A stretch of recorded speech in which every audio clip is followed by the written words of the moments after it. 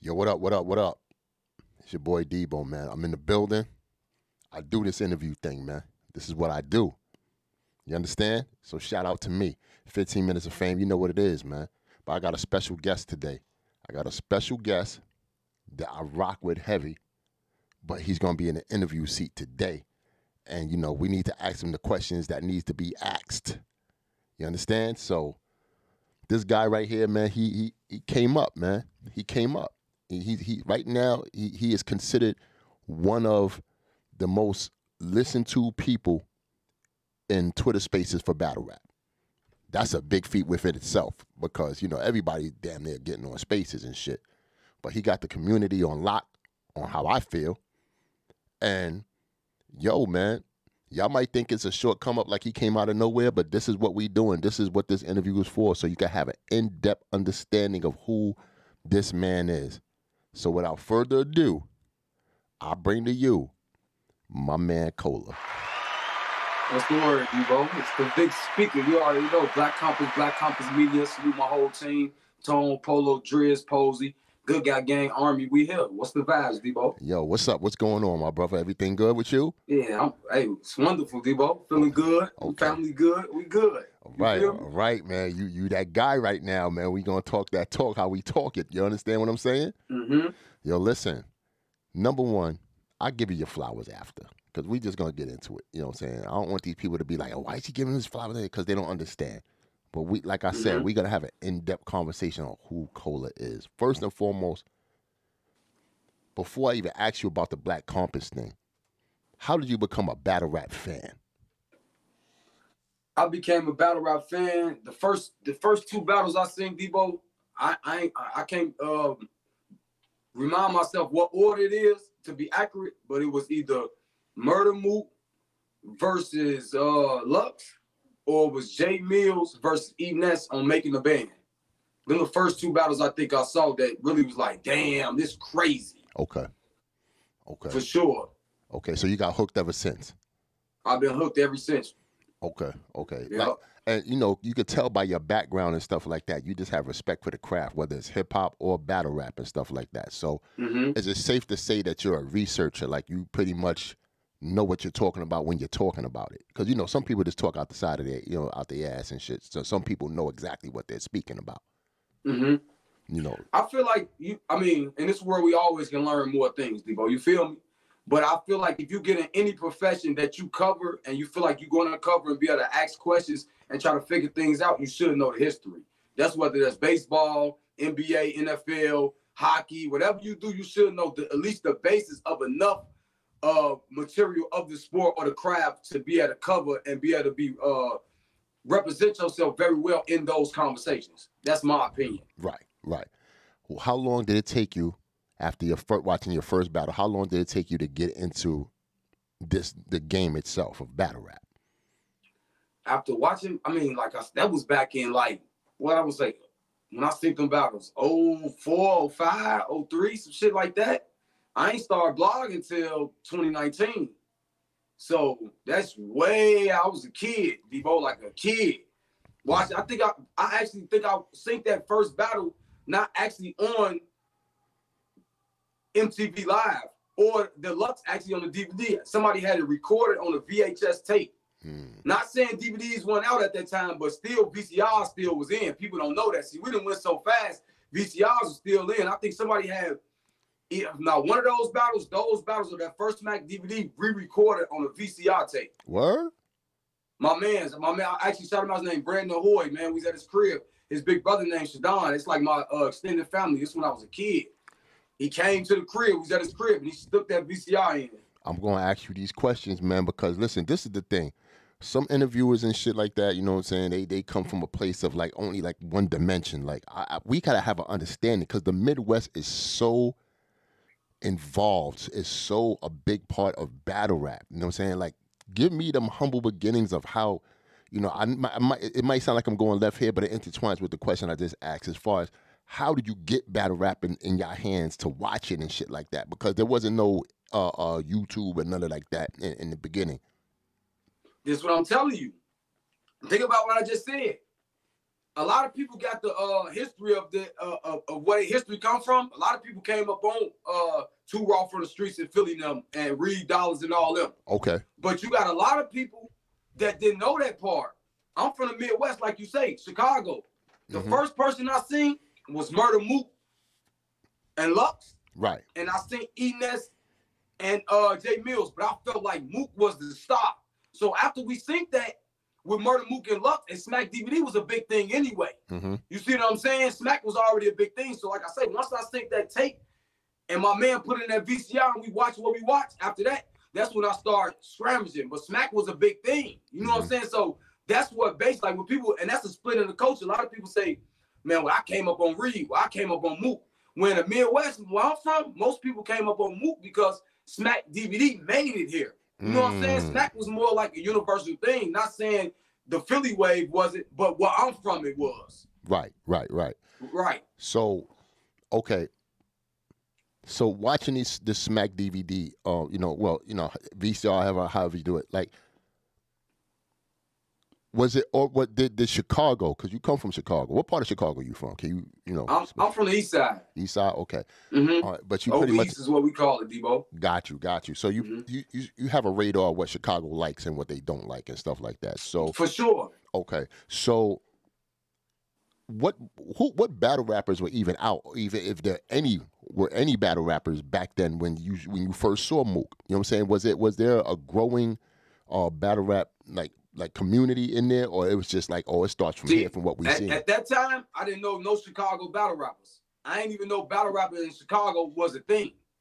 You see what I'm saying? Like, even not to segue off the topic, a lot of people give Big T a lot of slack, but before I knew Big T was a battle rapper, Big T used to do these open mics with Quiet Money, and they used to turn open mics into like their shows, because once it was time for Tina to perform, everybody's watching. The whole room is packed, and I see them do this at multiple spots, like Unleaded Blues, City Life. These things, Big T and people from Chicago would know. Big T was going everywhere, and he's still revered now as not only one of the best battle rappers, the best rappers, because he make dope music as well. But I knew Big T before I knew Big T was battling. I knew the Big T, the rapper. Right. Okay. See, this is I love interviews like this because you give me the history of somewhere else as opposed to just New York or California. You know what I'm saying? LA. You know, it's because right now, respect to the Big T's and the Trufos and all that, but there's really nobody that's documenting the history of in their own hometown. We need a lot of those shits. Me and you talked about this before. There's nobody in Milwaukee documenting. There's nobody in, say, New Orleans documenting, or Nebraska, wherever your hometown is and shit like that, because battle rap is pivotal, man, and it needs to be understood, and then the local towns are who's who and shit. But anyway, I digress. I'm gonna get back to the interview. Okay, so you getting into media, like you said 2019, correct? 2019. What was your first media thing that you did, that you was out there like, and you had that feeling, that dopamine, like, whew, this is what I want to do? In media, the first, when I felt like, I'm gonna really do this, that probably was Genesis, URL Genesis? Yep. Damn. URL Genesis. Okay. So because like I said, I had been to events. And just to segue, let's not get far. Let's not cover too much track. Let's really break it down. Like you say, what battle rappers I knew. I ain't know none at that time when I think that with Mook. Now, going through the levels, I ended up bumping into a friend of mine. Like I said, I knew Big T was rapping. But I ended up bumping into a friend of mine named KP. A lot of people don't remember KP. I know but he KP. battled AR-16. I remember that. And he also battled Newborn in the hotel room in front of Math Alpha. They also had another battle up there. DNA Alden was in there, and that's my boy. Like, we got songs together because a lot of people don't know. Not saying I'm bringing it here, but I can rap a little bit, Debo. I get busy a little bit. Right. So I was, that was my dog, and he was battling at the time. You know what I'm saying? So that's when I really started getting into my history of what's going on. That was like probably 2009, 2010, Debo. Right. When I met him. And that's when I really started tracking everything then at that point. Lions Den, Fight Club, anything of battle rap, I went and searched to find the King of the Dot, whatever was moving at that time. anything that I could find a battle rap at that time, I really was into it because that's the time it really was evolving. 09, 2010, it was going to a whole nother level. So we're going to go here with that when we say that. 2019 to 2022 is not a big window for some people in their minds to be like, you know, this guy is here. He made his bones in battle rap as battle rap media. Some probably bloggers or et cetera. I don't want to create a narrative, but some will probably be behind closed doors talking about how he got here. Like, who is he? Like, you know, how he get here so fast and why people talking about him and things of that nature. How does that make you feel? I mean, you got to crawl before you walk. Everybody needs somebody. I need a job to go to make money to support my family. I need the ID place to go get an ID to be able to travel to these different places, to be able to put myself in a position to be able to provide. Like, everybody needs somebody. So I don't really too much care for that aspect of it, because I'm going to give all them people and all them people that should be praised in this interview, they praise. You know what I'm saying? I'm going to salute them because, like I say, it's an ecosystem. You can't, everybody say they do it on their own, or I don't need help, I went out on my own. You do. But you also need other connectors to your train, to your car. Like I say, if the engine working, but the starter and alternator ain't, where your car going? The water pump ain't working, where your car going? Like, you need everything to work for what you got to work, even though you do have to drive the car. But all the components of the car have to work before you can even drive it. Right. Do you consider yourself in media? What do you consider yourself? A blogger, an interviewer? Like, what is the guys that you go under? I'm an analyst. Okay. I'm a battle rap analyst. I analyze the game. I break it down. I get the insights more like a Stephen A. or Shannon Sharp. I'm on the ground, getting behind the scenes with the battle rappers. You know what I'm saying? Which in this culture, quote unquote, they seem is some strange, but I do what the average analyst in any field would do. If you cover sports, you're going to be at the sports. If you cover wrestling, you're going to be at the wrestling events. If you cover, you know what I'm saying? I'm trying to be that media personality, so I consider myself an analyst, not just a blogger. So I ain't just talking about it. Okay. Now, the definition of, like, what you say, like, with analysts, right? You haven't come around in the traditional sense of, say, blogs or via Facebook when they had the Facebook groups and stuff like that, or you don't, like, you know, do your solo blogs and say, hey, yo, it's me, Cola, such and such, and whatever. It's like you came through. Like, I understand you did Black Compass Media, you know what I'm saying, which is dope. We're gonna talk about that. But the pace that you came up is so rapid. It's so like, pow, just out of nowhere type shit. You know, some people try to discredit you and say, oh, he ain't knowing what the, like, this, that, and the third. My question is, do you feel like you're worthy of how people are feeling about you due to that you only came out since 2019 and 2022, like you're banging with the big boys, if you will, like, you know, like everybody, like the top ones, like the Piper Boys, the Angry Fans, and so forth and so forth, the Chris Unbiases, the J Blacks and stuff? How long Geechee been here? Hold on. I'm just asking. How long Geechee been here? Ain't he revered? Does he get respect? Because it ain't about the time. It's about the work, Debo. See, people think time makes up for work. It doesn't. It doesn't. You could be working on a building for 10 years. If I come build 3-4 buildings in 3 years, who better? Who working harder? Who putting in more work? Just because it took you longer don't mean you putting in more work. Okay, I'm gonna play devil's advocate with you for this one, right? Like I said, those people that I mentioned prior, they put in the work as far as like the system of how it was built up, because you got to remember too, battle rap wasn't as fast paced as it is today. Whereas back then, you'll probably see one battle every other month, or 1, 2, 3 battles a month and stuff like that. You know what I'm saying? How URLs really, how they dictate the pace of how blogging was going. You understand what I'm saying? So we gotta give that up too, no? We definitely gotta, like you say, I don't get to this position even for this interview without watching those type of guys, the Angry Fans, the Black Compasses. Even with Black Compass was a part of Angry Fan, the Wings, the 3 Lettermans, the 15 Minutes of Fame, the Hip Hop is Real. Because anything you want to be a great in, you have to be a student of. You see what I'm saying, Debo? As much as people say Cola this and Cola that, I have really studied this game because I'm truly a fan. I'm not the guy that go to a Meek Mill concert and act like I'm Meek Mill. I go get my 2 bottles, let him get the 100, and enjoy his vibe and everything around the aura. I ain't trying to be the guy, but I'm gonna be one of the guys. So at the same time, you gotta respect everything because it's a house here.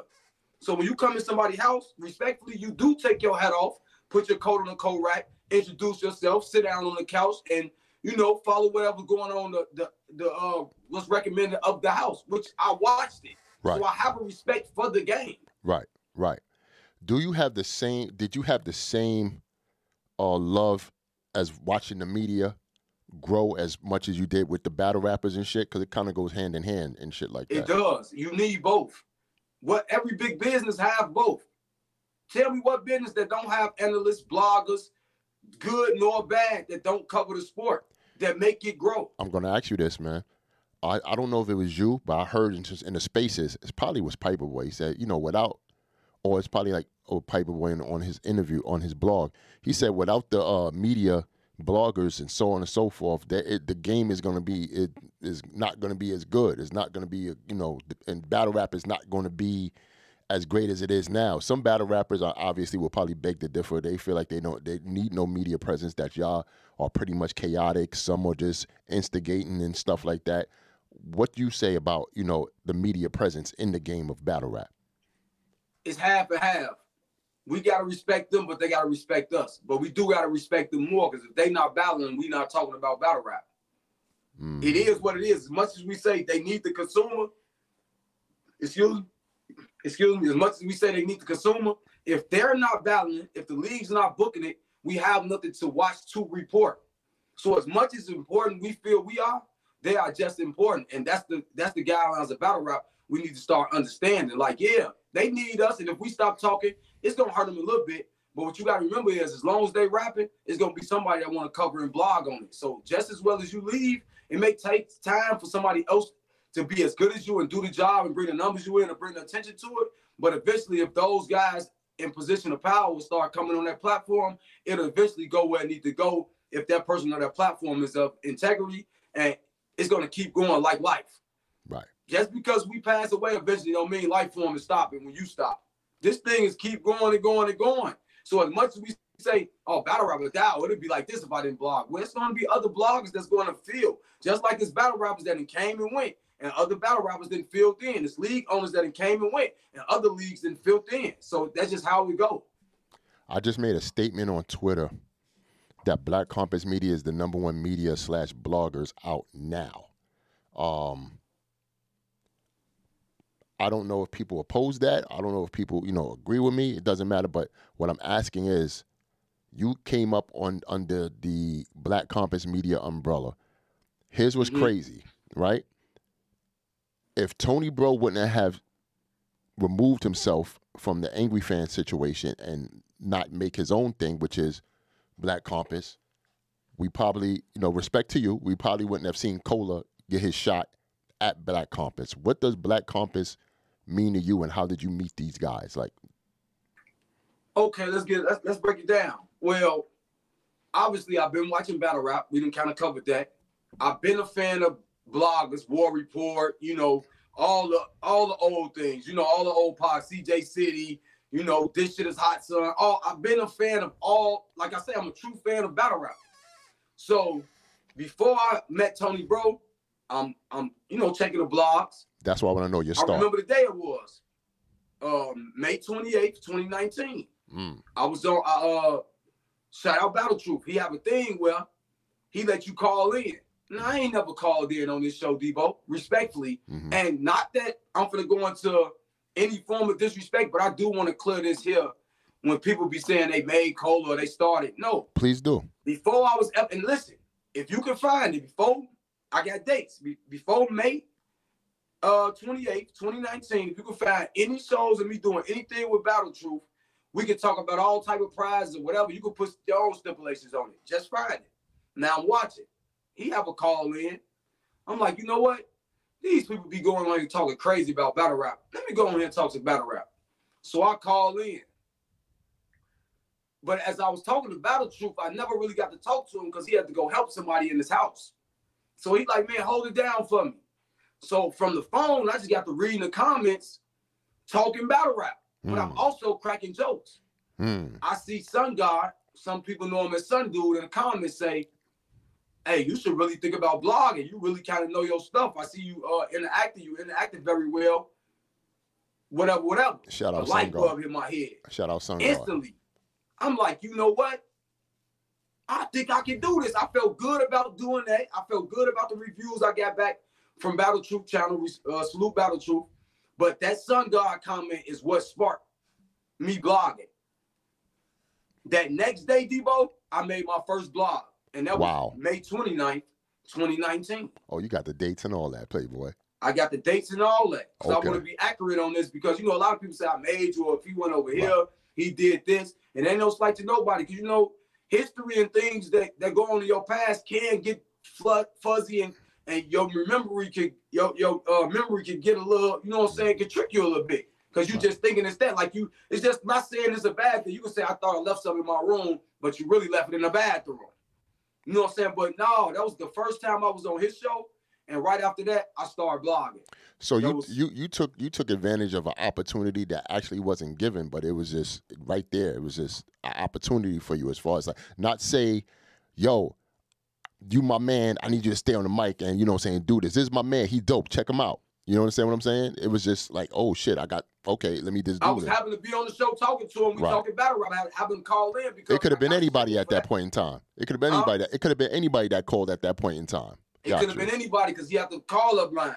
It could have been anybody in the world. He had people on before me, and that's what I do. Got to salute him as being a blogger for that because he's one of the platforms of people that had notoriety in this culture that was letting fans come up. So I got to salute him for that. Right. And that one opportunity gave Sun Dude the opportunity to hit me and say, you should actually blog. And that's what made me say, you know what? I'm blogging. And I made a blog that next day. It was actually an A-Verb appreciation blog. Nice. Because I was on building, like you said, I was really on building the Midwest, being one of those guys that the Midwest can come to an interview, or I can pull up on them. And it'd be like just to have our guy, we ain't got to go east. We ain't got to go west. You know what I'm saying? We ain't got to go down south. We got our home bloggers where it makes sense to come and put on our bloggers for change. I always complain about the East Coast bias, West Coast bias, these type of things. So that was my goal off rip. Once Sun God gave me that confidence to say, let's try it. And I was nervous as shit, Debo, I ain't gonna lie. Shout out to Sun God from Philly, man. So after your first blog, where was it that you caught the attention, or you pretty much reached out to Black Compass with Tony Bro? How did that come about? Again, watching bloggers. I had always been watching Tone Bro, being a fan of battle rap when Angry Fan used to be on a phone, Blog Talk Radio. You have to get on the phone and listen to the show. So I always a fan of Tone Bro and Polo. You know what I'm saying? From just listening a lot, and Posey. Because, you know, Posey even... I heard Posey even before I heard Tone Bro now from being around. So, you know what I'm saying? Just listening to them brothers on that show doing great battle rap work, I already was in tune, like, nah, Tone them fire. So, you know, watching the YouTube, Tone them always say, join the Discord. And I could never find out how to fucking join the Discord, Debo. And one day I figured it out, and that was like July or August of 2019. I ain't really accurate on that, but it was like July, August of 2019. And I finally got into the Black Compass Discord. Got you. So y'all just built a relationship and a rapport from there, pretty much. Nah. Okay. We'll keep going. Now listen, I get in the Discord. But matter of fact, I'm lying. They had a show. When I get in the Discord that night, Tone Bro used to have a thing called I Want to Call Up on the shows. So it was a live show when I actually found out what the Discord was. It wasn't the next day. I jumped in on the show as a fan, and I'm kidding you not, Debo. Tone kept me on the show the whole show. From when I got on the show, and shout out this brother named Battle Rap Q, because he's one of the other brothers on there. We had great chemistry. First show, it was me, Tone Bro, another brother named Battle Rap Q, and the other guys. I think Posey was out of town at this point. You feel me? And Polo was going through some things because he had lost his mother. You know what I'm saying? Rest in peace. My boy Polo's mother. So at that time, it was just Drizzy and Drizzy, Posey, and Tone. But Posey had went out, so Tone was bringing on a lot of the new media around that time. So that day when he brought me on, he kept me on the whole night. This is a live show. I was getting good feedback. Then that next day I came in the Discord and it was on from there. Got you. And I always say, Black Carpets is like a Swiss Army knife. They do everything. They do the radio show, Discord, interviews. They be on the floor. Like they do it all. I think that's the new generation of media, if you will. Everybody has their different parts, like 15 Minutes of Fame and Hip Hop Is Real. They just strictly do the interview shit, and outside when mostly that's what they do. Like the other bloggers I've mentioned, the Vada Flies, the Angry Fans, Chris Unbiased, and the Piper Boys. They pretty much be in front of the camera and talk. They talk with a blog and stuff. Champion, Champion to champion. They definitely by far. When I say that, I put Champion outside of that, because this Champion is just so inspirational to every fucking body. So, Tony Bro, right? Put it like this. There are very few. I could probably count them on my finger. Very few. Also, I wanted to take away, shout out to Henny Man for the Trappers. I got it. You know what I'm saying? I got to talk right. You know what I'm saying? I'm not even going to fuck that up. Salute the Trappers. Salute the Trappers. You know what I'm saying? And let's talk battle rap and all that. There's so many people that you can name and show respect to, man, that if I don't say it, it's going to look disrespectful, and that's not what I'm trying to do. But let me just say this. Tony Bro, one of the very few I can name on my hands that comes with positive vibes, always cheers you on, always says you can do it, makes you feel like you want to be a part of battle rap and shit. Whereas, this industry is such a quote unquote negative and toxicity in it and whatnot. What with Tony Bro and shit, after y'all, and after you did the Discord and stuff like that, I'm going to keep driving this question home. Did he call you? You know what I'm saying? Because I know the kindness Tony Bro has. What did he tell you to be like, yo, Cola, get on here and let's get busy? Because I got a story about Tony Bro, but I'm going to let you answer that afterwards. Okay, now let me break it down. Now, after the night I got on that show, now this me. Now, just think about my grind, because we got to get all this in part. Now, listen, once I come through Battle Truth show, Sun God give me energy, I do the blogs, boom. I get on the show that night. I join the Discord that night, get on the show. The next day, I start coming into the Discord on the regular. Now, when I come into Discord on the regular, again, I ain't just Black Compass now. Tone them still, they know me.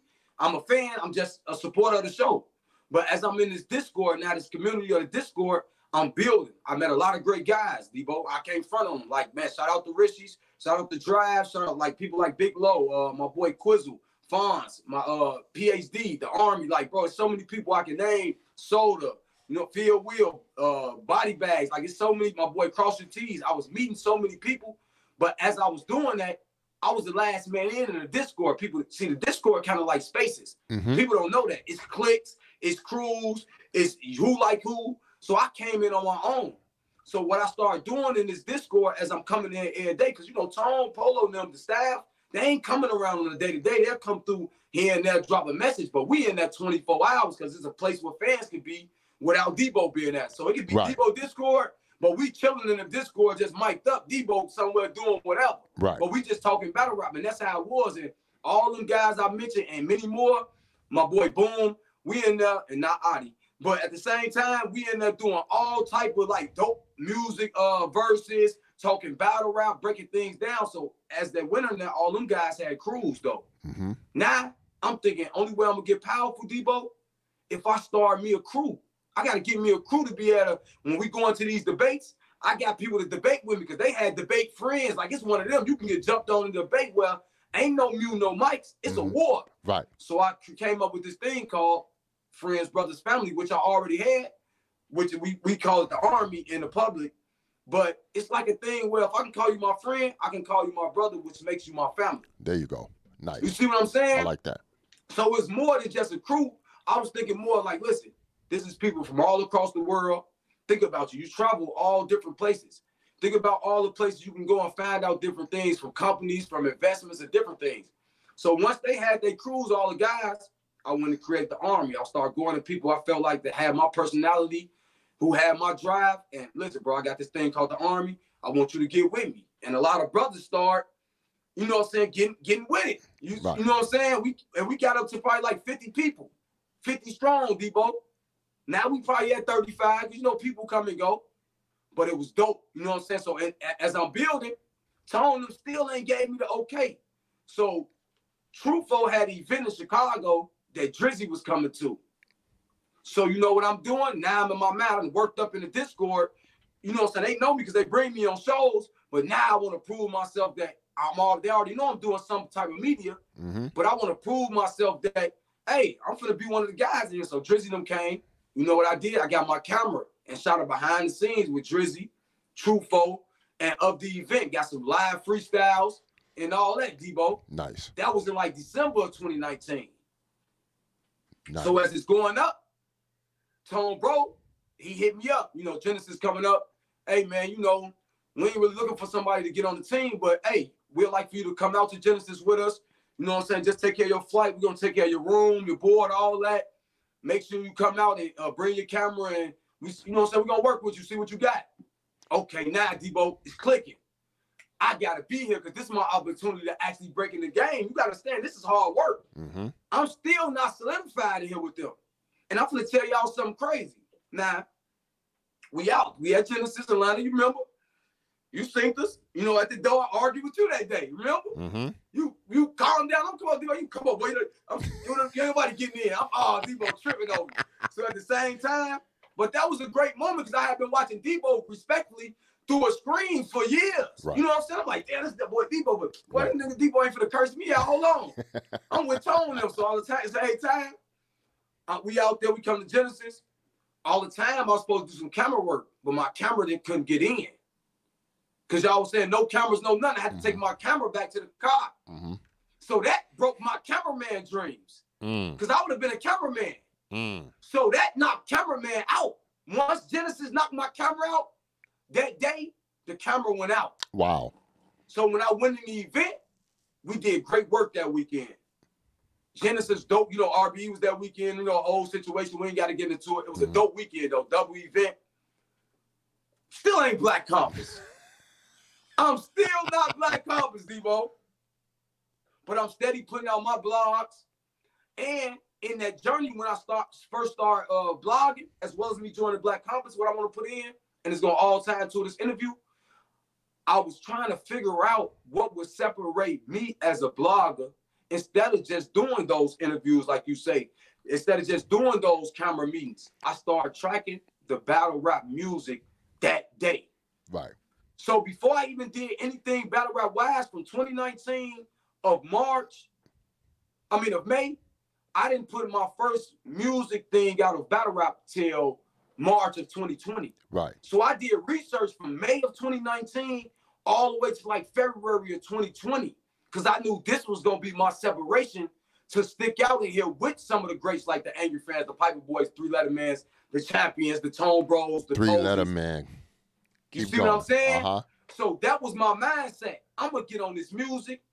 Also, I'm going to cover these brothers' videos because I don't see nobody doing that. I see T-Top selling this CD. I see Surf putting out music. I know Miss Hustle got music. Now what I'm going to do, I'm going to track it as far as back as I can. And that's going to be my niche. Right. And as I was doing that, boom, get the Genesis.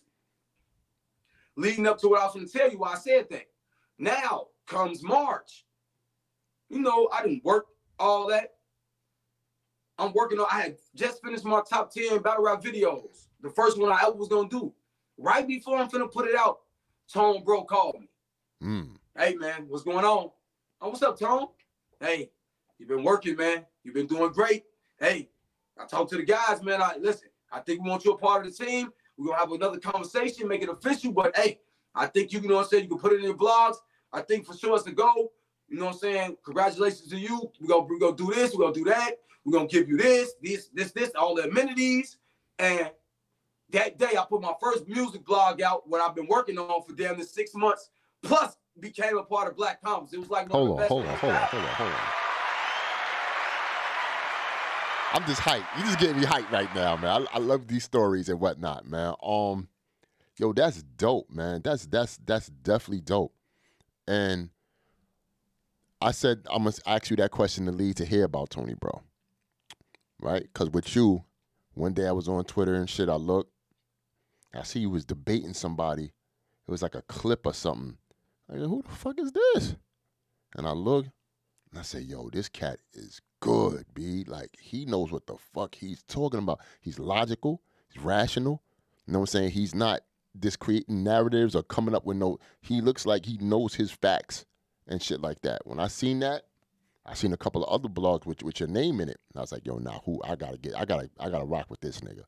So that's when I was gonna come up with a show. I'm gonna give you the story. This how we got cool, Debo. No, but let me before you do that, I just want to get to here, right, real quick.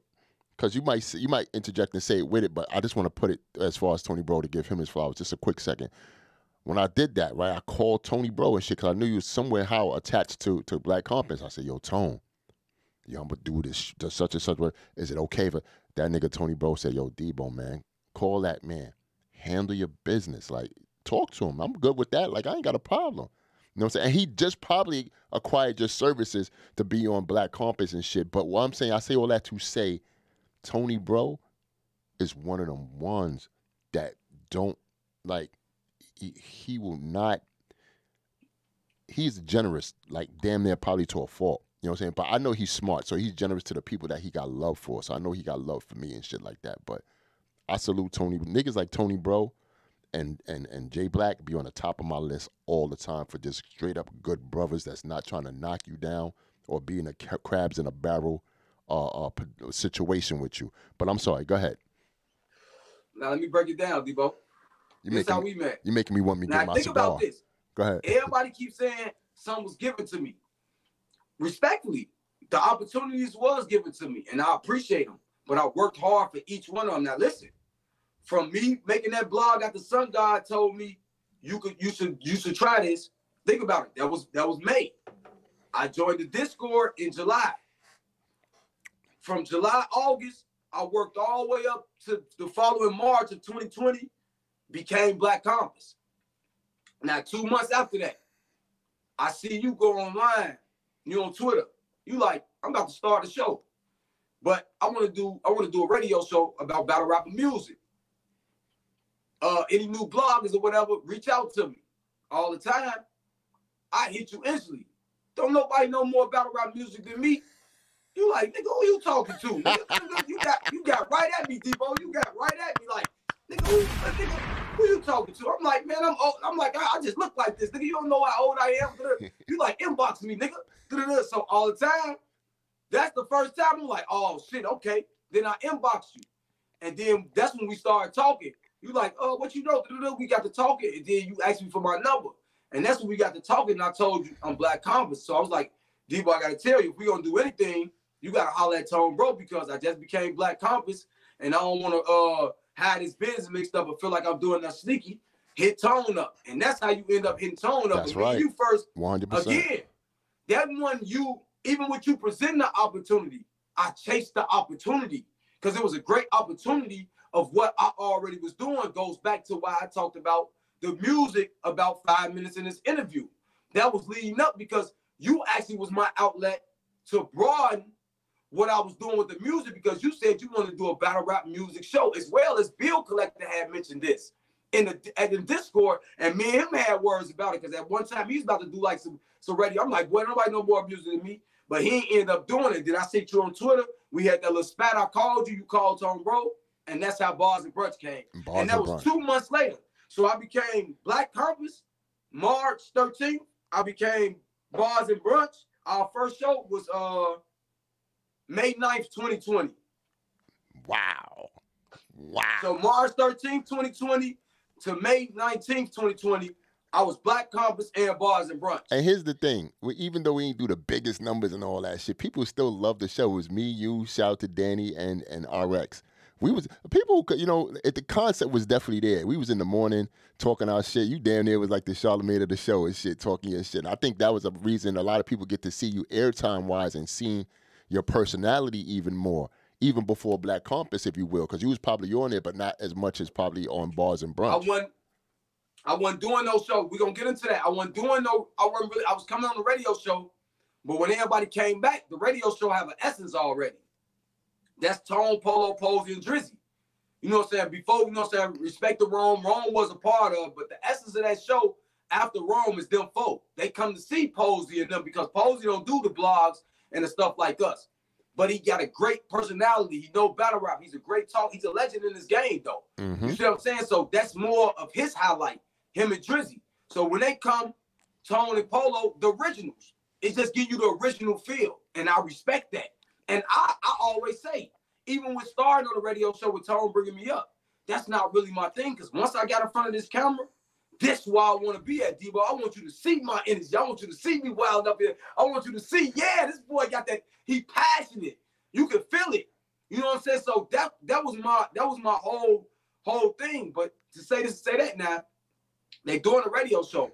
But what Tone did to get me ready is he gave me something inside the Discord called the Barbershop, where I host and have my own topics, and we put it on the Patreon. Mm-hmm. And that's how I started getting rolling. So he started really, like, bro, they really trained me the right way, bro. These brothers, man, love them to death, Debo, because they really put me in the system to be good. Nice. To even though, like I say, I gotta drive the car. But if them motherfuckers ain't put me in a Benz, AMG mode, with rims on it, the engine, the kit, nice sound system, TV, radio, that's what they did. They kidding me because he gave me the barbershop. Yes, sir. Now I'm able to host. I'm able to get my hosting up where I'm controlling the room. I already can debate good, but now I'm at the forefront. And he'll come in and not run the show. Him or Polo or whoever, Drizzy come in and not run the show. They let me do my thing. You know what I'm saying? And that start as now I'm getting my character of battle rap really in order. My acumen of the shit. Boom. Now something happened. Incredible. And this what happened. Now I got my squad going. At that same time of Genesis, before we ran back, Polo comes in the Discord. He comes back because I told you he lost his OG as well as I lost mine right around that same time. Rest in peace. Back-to-back years, we both lost our mothers. But now he didn't return from his hiatus because you know he getting back together. When he come in the Discord is one of the best things because he created a crew. And you know, Polo energy like me. And his squad was thumping like my squad. We was going at it. Me and Polo coming there, we arguing, we doing verses, we cracking jokes on each other. And what happened is me and Polo ended up joining forces. My squad and his squad. You feel me? Which made Polo and me and Polo start vibing a little bit more. So coming into that following year, so coming into 2021, Polo started the Bar Guys. He started by himself. He was just, Polo, I'm a bar guy. So as well as me and you doing Bars and Brunch and getting interviews with the Geechees and Avocados and the Math Hoffers and all that. And the people like that, before Black Compass, as well as me being Black Compass, the prestige is just bouncing back and forth. I got the prestige of these interviews, even though Tone already had these interviews, but I got these interviews. You know what I'm saying? With Debo, RX, and my boy Danny Ocean. They got these interviews, and it's transferable. Now you see Geechee and them like, damn, he Black Compass, and he on that show I was just on with Debo. Damn, he gotta have. So it's transferring what's going back and forth of what's going on. But when Polo came with that Bar Guys and said, you know what, Cola, I want you to be a bar guy with me, bring you on the show. We're gonna do the show once, twice a week. It really was up. It started going up, up, up from there. So it came from Bars and Brunch when you put me on the camera. Then Polo came, put me on the camera. So that started pushing me forward to who, not just my voice, who is he? Bars and Brunch, Bar Guys. Then, as the Bar Guys cooking up, as well as our show cooking up, now you transitioning, you almost threw me an alley-oop of a lifetime, which you did. You put me in tune with Math Hoffa. See, people don't know. You called me saying, Cole, I got something for you. So before Mav battled Geechee and all that, and was traveling and all that, living in Houston or whatever he was doing in Florida, and going on them little trips, I was about to start reading between the lines as Mav Hoffa co-host. See, people don't know that. So now think about this. I started blogging May 29th. By May 9th of 2020, me and you was a thing. I was Black Compass and Bars and Brunch. That's less than a year. Then, and in that year, Bar Guys and all that cooking up that fall on top of the 2021 with me doing Bars and Brunch. Then you start picking back up Queen of the Ring, all that caffeine. You put me on the Mav Hoffa, which I learned so many dope things. Right. How to sell things, how to be objective, how to sell a show. See, a lot of people don't understand that, as well as that look. That helped me a lot because Mav Hoffa is Mav Hoffa. That's a fact. So now, even with Mav Hoffa and our show not starting to stop it, and me and Bars and Brunch kind of slowing down, but we still in the squad. Polo then brought the Bar Guys, and we got 4-5 classic shows at this time now. So now the steam really up. And I'm getting in debates, and I don't want to skip the Seven Mitchells, the Capology Facts, the Freddie Macs, the Ben Sways, the New Eras, the Damn My Wows, because in that come up, the TTPs, the Echo Lights, the guys that we really don't talk about, those guys as well was letting me on their platforms to do sports talk, to do battle rap talk, while I was able to show my knowledge of battle rap, building my prestige up amongst the people of battle rap. So a lot of people say, Cole, this was easy. No, I worked, bro. I was working. I was looking at spots where I could be effective and putting myself there. I just had to capitalize, and that's what I was doing. Let me ask you this. Coming up as a personality, right? A lot of people will probably look at you, obviously as the new guy and be like, oh, who's this guy? Who's this guy? Who's this guy? Because you could be behind the scenes and some people, they'll just leave you the fuck alone because you're behind the scenes. But, being in front of the camera weighs a lot, you know what I'm saying, when it comes to people critiquing your style or your personality or how you do your shows, so on and so forth. How did it feel? Was the pressure on when you knew at that point in time people was throwing little sneak subliminals at you and shit like that, or while other people who actually notice and give you your props and tell you, obviously props, that's in the long back in the day, giving you your kudos and all that, saying, yo, you dope. And the quote unquote people in the background, the distractors, your peers on being like, man, fuck that nigga. You know what I'm saying? Did you feel like the pressure was on for you? Like, is either now or never? I'm gonna tell you something, Debo, and this real talk.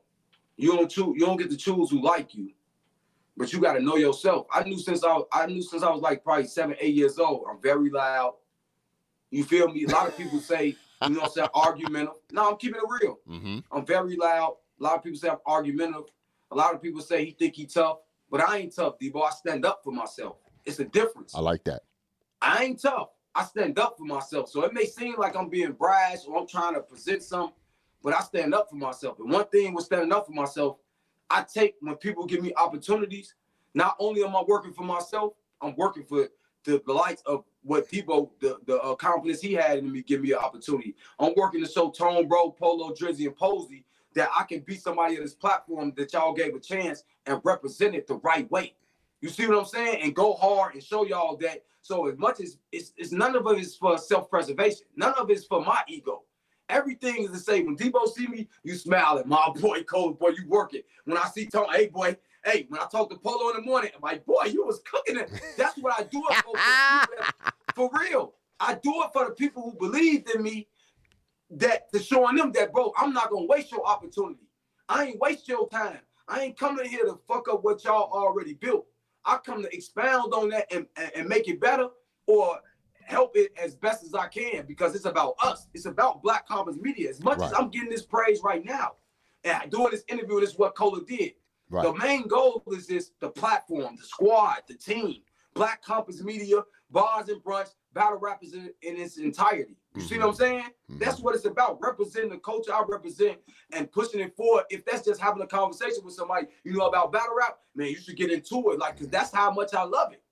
How do you feel about, I'm a peg this as the quote-unquote star in battle rap? How easy they got that fame or how hard it was to get there, right? Like I said, you're definitely a dope personality. Your come up is incredible, fast, and all that, right? How do you feel about how quick somebody could come in battle rap, shoot off their mouth, and become that new thing and shit like that, and pretty much like they're fleeting stars. Like some make it, some don't. Like how in battle rap you got the battle rappers and shit. Like out of the whole year you're gonna have 17 cats come out of here, but only like 2 are gonna make it. 2 or 3 are gonna make it for that year, and then we gotta find out if they're gonna still be around by the next 2 or 3 years and shit like that. You know what I'm saying? As far as like your rise and your come up, I know there was a bunch of other cats that was trying to do the same thing you was doing, and pretty much probably mad that you in the position you in now and whatnot. Are you like not grateful, but how do you feel like your rise was? Are you know what I'm saying? Am I accurate with what I'm saying? Yeah, like I said, Debo, going back to that Discord, it's a lot of them brothers can tell you, I saw where I was going, Debo. Before I was blogging and where I'm at right now, I was telling them in the Discord, I'm going to be one of the guys in blogging. Some people laughed. Some people could, but like at the same time, can't nobody see your vision because it ain't their vision. Mm-hmm. But you got to be able to foresee where you're going before you get there. You just ain't going nowhere and say, oh, I can't believe. No, you got a vision. If you're going to be a rapper, a lot of them boys rappers say, I knew I was going to be rapping since I was 9 years old. Now, you got some fortunate people, but as well as if you start playing basketball like an Embiid at 15, when he started playing, his work ethic is what advanced him faster than somebody that's been doing it since they were 6. You know what they say? Hard work beat talent when talent don't work hard. Right. That's true. So you can be giftedly talented. But a lot of them boys that's giftedly talented have been hard working on their craft since they was 9, 10, 11 years old, 5, 6, playing pee-wee football, bitty basketball, rapping in their class 6, wanting to be a rapper or however. You see what I'm saying? But it ain't about the time. It's about the hard work still. I was going to ask you, what makes you a mainstay? Like when I asked that question, I should have probably made it a little more detailed. Or let me sum it to this. What people could be a star easy in battle rap. You could come out and do some one amazing trick, one trick pony shit, and then niggas will keep their eyes on you and shit like that. But what makes you maintain your presence here? My team, my integrity, my authenticity. Whether you feel like it, you don't like it, or you agree with it, I'm always who I am. Whether I'm loud and obnoxious in your mind, or if I'm cool to you, I'm always who I am in a person's eyes that view me. I'm never really wavering however you feel. Because there's a difference between you saying you rock with somebody. Because like I say, in battle rap, people dislike you not because they know who you are, by you not agreeing with what they may think is right. You see what I'm saying? And that's the line that's blurred here. Let me repeat that. People dislike you not because they know who you are as a person, but you don't agree with them by what they said about said battle or how they feel about said media. You see what I'm saying? I gotta give you that, my brother. And that's the difference, and that's the views and that's the thing you have to fight in battle rap. But that comes with anything you doing. Only thing LeBron probably ain't got perfect is a headline and free throws. And he still get ridiculed. You see what I'm saying? So like it just comes with the game, but that ain't what you really do it for. Again, you do it for those people that gave you that opportunity. Right. And it's how you come in too. Think about it. Me and you had a conversation. You like, Cola, why you don't record some of these and put it on your channel? Because I said, Debo, respectfully, it do be a lot of arguing and going back and forth on here. But when you go to my platform, it's a lot of interviews, dope debates.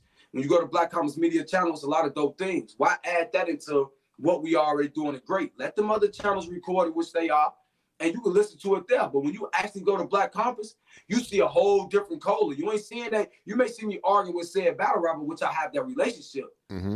See, a lot of people think I'm just going at a battle rapper because I don't know them, and I just think I'm some big battle rapper. Any battle rapper that I'm arguing with, Debo, that I'm having a tough debate with, 9 times out of 10, I done been in their presence. They know who I am. I didn't critique their battles before. I done uplifted them before. So when a fan looking at it like, who this boy think he is, he just, no, I worked hard for this. What you can't see LeBron in that gym. You only see the games on TV. Mm-hmm. Now, because YouTube got it, you can see these boys working out, but you don't see them girls that run track and field working. You just see when the Olympics come, they the fastest in the world. You ain't tracking that. Right. You ain't looking at the practices. You just looking at the games. So it's easy to say, he only up for this, he only up for that. But no, it's been pain put in for this. Okay. Hard work. Well, stick with me here, right? Because I might forget these words, but I got 3 words for you that we're going to sum up. I'm going to put them in the question form. Outside, compromised, and narrative. We're going to go with outside first. You're considered a person that's outside. Like, you're what we call a guilty pleasure, meaning that when we listen to you, you're asking the hard questions. You're not afraid to say what you want to say towards a battle rapper, league owner, or whoever. You understand? And a lot of listeners, even bloggers, vicariously listen. You know what I'm saying? And be like, I wanted to say that. I wish I could have said that, or be in a proximity, or have a person's ear to ask that question. You understand? Now, when I say outside, respectfully speaking, I know I'm gonna get killed for this probably, but you're one of the very few, because a lot of bloggers don't come outside being they're threatened by a battle rapper or somebody in their entourage, or it just be a whole big mess and shit like that to even be around and stuff like that from what a blogger or a media person has said. But you chose to actually come outside and be seen, and like whoever got something to say, I'm right here. Like we can talk about it, and you know what I'm saying, not on no tough guy shit, but you just outside, like, and that's like a hybrid, if you will, like, you know, because like I said, you only get the bloggers that be on the mic don't go outside, or the bloggers that key with the battle rappers and be outside, but they ain't saying no crazy shit to them and whatnot. Like, what makes you special in that regard to really have that thing to talk your shit and still come outside and nobody do nothing? You know what I'm talking about. Because again, Debo, I'm an analyst. When I speak about these battle rappers, it ain't to attack their character in a meaningful way. Like I say this all the time. If I'm arguing Kobe LeBron, yeah, it's gonna start off cool. But if I'm going with LeBron and you start saying stuff about LeBron that's getting me a little mad, I may start saying some things about Kobe, rest in peace Kobe, at that time, you know what I'm saying, that you may not like. I may have been, poking the guy a little bit, like, you know what I'm saying, over being excessive with him because of the debate. And that's just how I go where we from. Not saying it's right, but most debates, we argue about the game. We can be talking about the game. And you can be like, yeah, he was out there. Anthony Davis street clothes, though. Like, it's just going to go there. Not saying we trying to disrespect AD, but just in the heart. But when I try to speak, like right now, I try to speak about the battle rapper, even if I'm right or they don't agree, with passion enough where I'm not trying to disrespect you. I'm just trying, this is my best way of getting my message off. And if you want to talk to me about that, I'm able and willing to elaborate on that with you. Like, bro, it ain't no disrespect. I'm in a debate. Because as well as these shows, Debo, they don't understand that we have an entertainment factor as well as keeping our audience here too. So yeah, we could be talking about battle rap. So if we say something maybe about a shirt, a jeans, it ain't really to kill you. It's just to really bring a little light too of having a little joke. Because if y'all feel like y'all got jokes, y'all go crack y'all little jokes too, battle rappers. So that's just why I try to keep it at, because Posey, Tone, when I got that call, Posey and Tone was on that phone about signing, and they told me this. I know you with the real stuff, this and that, but this community really don't like real. So it's gonna take a minute for your style to place in this community, because everybody gonna feel like what they think now. You trying to be too tough, you trying to stand on it, be too real, because it's not an average thing. Mm-hmm. But Debo, after the space we had yesterday, I can tell you, if they believe it or not, I feel like my style is making an impact around here. I was about to say that, but we're going to get to that. We're going to get to that. Yeah, I'm just, before we get to that, I just wanted to make that, a point to where we going. Like, with that conversation, it took long. Like I say, 2019, we finna go into 2023. The evolution of. the evolution is coming full circle from the first time, and the things I told them that I wanted to do when I got here is coming full circle like I already did.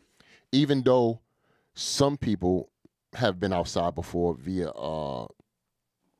bloggers or whatever, like, you know, the Piper Boys, the Angry Fans, and so on and so forth, they haven't been outside as much. You know what I'm saying? Not alluding to nothing, like they not tough or nothing, but whatever. But, you know, it was a hazardous, toxic environment to be in if you was a blogger at that point in time. Do you feel you being outside and being as straightforward as you are inspired some of the cats to come right back outside again? Like, oh, it's safe here. We're you know, we coming back out. For the most part, the people I see outside always been outside.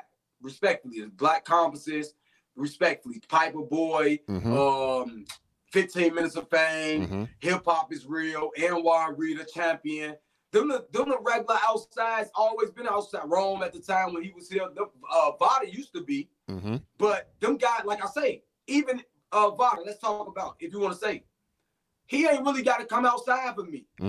I ain't the person saying Vada not outside, because I know before I was going outside as a blogger, Vada was outside as a blogger. Vada got hostings at battle rap events. You see what I'm saying? That's a fact. So his word gonna be valid and knowledgeable of, because he did that run. You feel me? Yeah, I was outside at events, but I didn't do that run as a blogger. The groundwork, the like I say, the Stephen A's, the courtside media, the ones who got after the game. You know what I'm saying? And that's the part you want to do, because not only am I showing you I'm a fan of what you do, I'm spending my money. Ain't nobody flying me out. You know what I'm saying? Booking my room.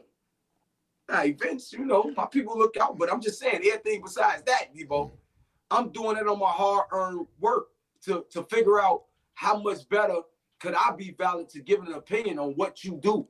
So the outside ain't no, I'm outside because I'm around these guys. It's to show the battle rappers, the people that I am covering, to have those relationships. So if I need hey, Kichi, how you feel about this battle coming up? I can get the fans that, because the fans want to hear that. If we don't have nobody bridging that gap, which they call, which you got to get into your outside compromise, how do we get the insights of the things we want to ask? Right now, hold on, Cola, you're going too fast. I got you in the compromise. You got to ask that. But let me ask you this. So, to be quite frank, right, outside, whether you're in or out, does that even matter anymore when it comes to the media game? Like, is it a big deal? Is it even a big deal at all? It matters, but it don't matter. Elaborate. And I'm going to tell you why. Because, again, when it comes to somebody like Angry Fan,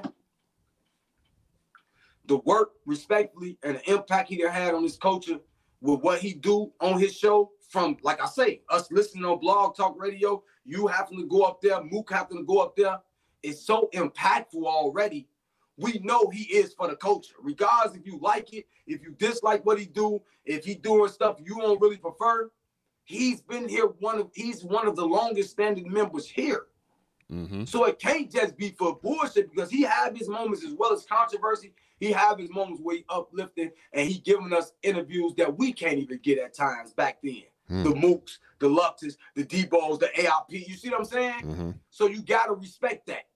So whether he outside or not, yeah, you can say it to him, but you can't really say it to him because he didn't did so much that affects outside, from getting battles booked, from letting us get content of two battle rappers that we probably wouldn't get. Like, he was doing face-offs to a point before we was getting face-offs. You can go to Angry Fan for a battle rap face-off of two battle rappers, from one talking crazy on the Angry Fan platform. That was one of the first platforms like that. Respectfully, if we're talking to history. Right. So he's like anomaly. But if you wanted a new bloggers and you establishing yourself, you got to do the groundwork of establishing yourself to the battle rappers, because some of these battle rappers now demand that you be there for their respect. Why should I respect you? You just gonna talk from here. You ain't coming out. You ain't seeing. You don't see me. You don't get to see me outside going over these 3 rounds 4-5 times before you put that blog up and say he didn't rehearse. See, you won't get to see that. That's what's so important about outside. So when you saying I'm holding back or they ain't going so hard on this guy because he messed up in his rounds. Mm-hmm. I done seen Swamp go over the rounds 9 times at the event when I got there early. Damn. You see what I'm saying? So I got a different type of respect if I see one of them guys probably slip up than the average blogger that's not outside when these guys choking, they're taking money. No, that's what you think because you ain't up here at this venue in this long line walking around or backstage while you can see Danny Myers back there walking back and forth, going over his bars, or Tay-Rock up there or down in the VIP going over his bars, or Easy, or even Surf. You not right there to see that.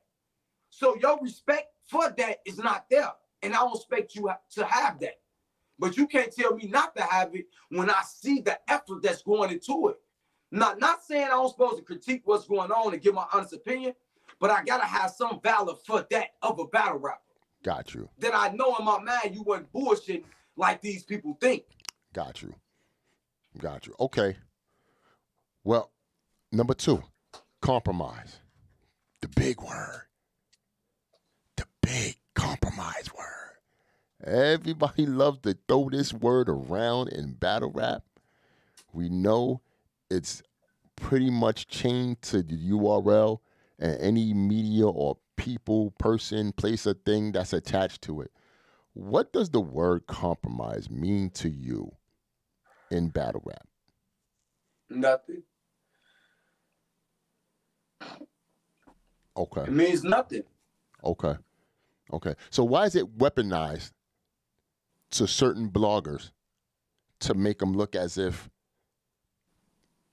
they're compromised? They you know what I'm saying? They're biased to this particular subject, so don't listen to what they're saying. Because pretty much that's what it damn near means. If you want to explain it, whoever uses that word, it's like, yo, I'm not compromised. They are. So listen to me. I'm the person that, you know what I'm saying, to listen to, because I don't got no attachments with nobody. Respectfully speaking, I'm not saying anybody in particular saying that. It's just the word used to make it seem as if, you know, I'm driving home the fact that I'm giving you the truth, as opposed to somebody not telling you all the information you need because they don't want to hurt nobody's business relationships or feelings with them. You understand? Think about this, Debo. Mm-hmm. As a blogger, sources is a big thing. And anything, TMZ, somebody leaking something, sources is a big thing. Verified sources is a big thing, right, Debo? Yes, sir. Now tell me this. How do we let a blogger, a big blogger, whoever they may be, tell you, I'm not compromised, I don't kiss their ass, I don't fuck with battle rappers, but then with some break tell you, my sources told me this, I'm asking. But let me play devil's advocate. What if a source is not a black battle rapper? Well, the source came from somewhere.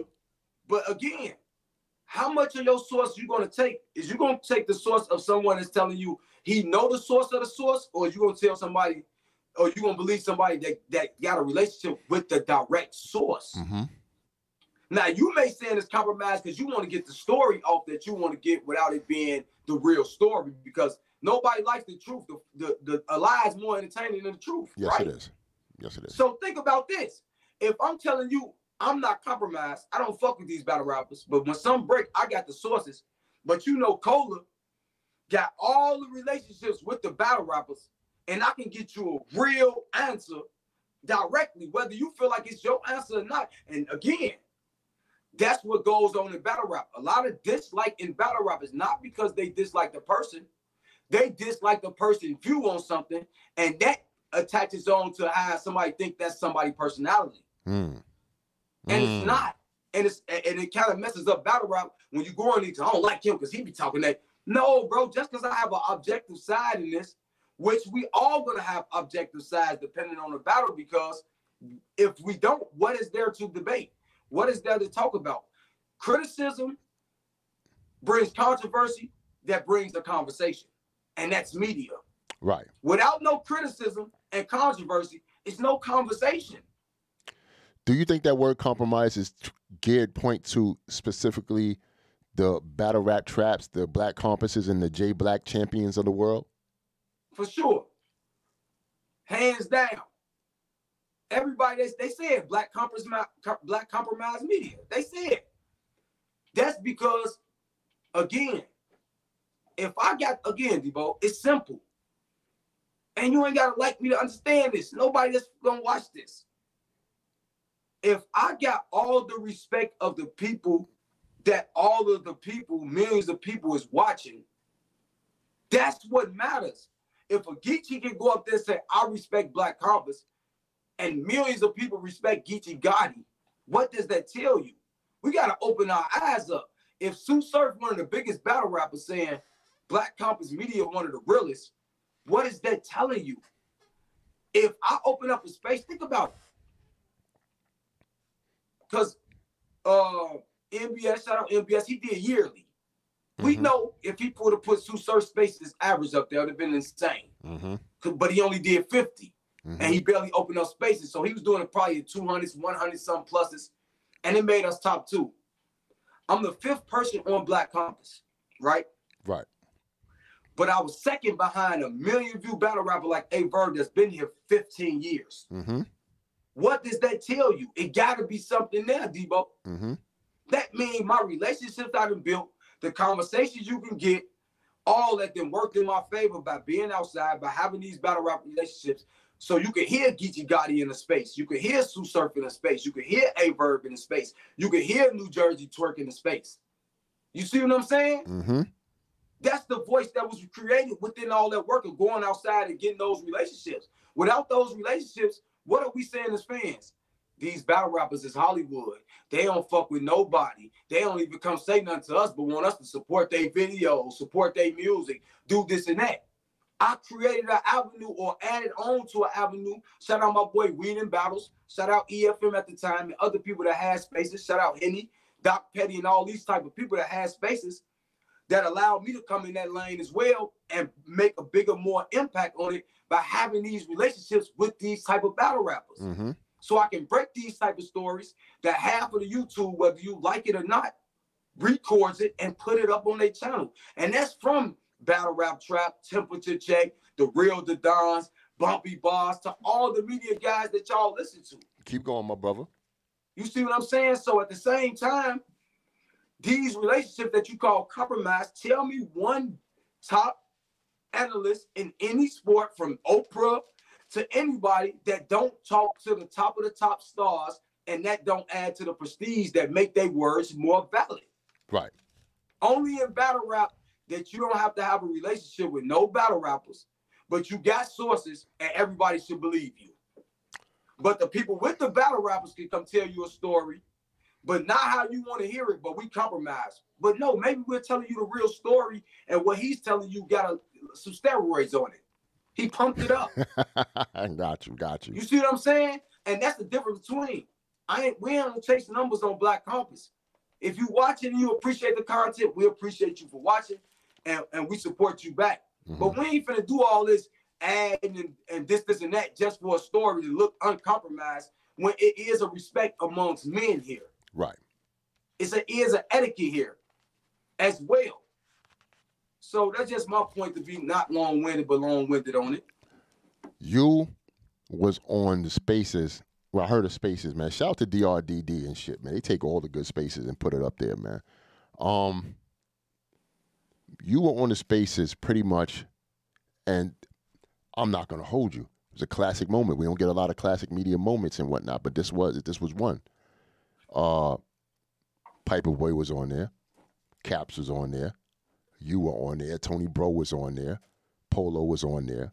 And, you know, it was like the heroes versus the villains. It was damn near like the Avengers. It was like a movie and whatnot. So, you know, my third word from outside to compromise now is narratives.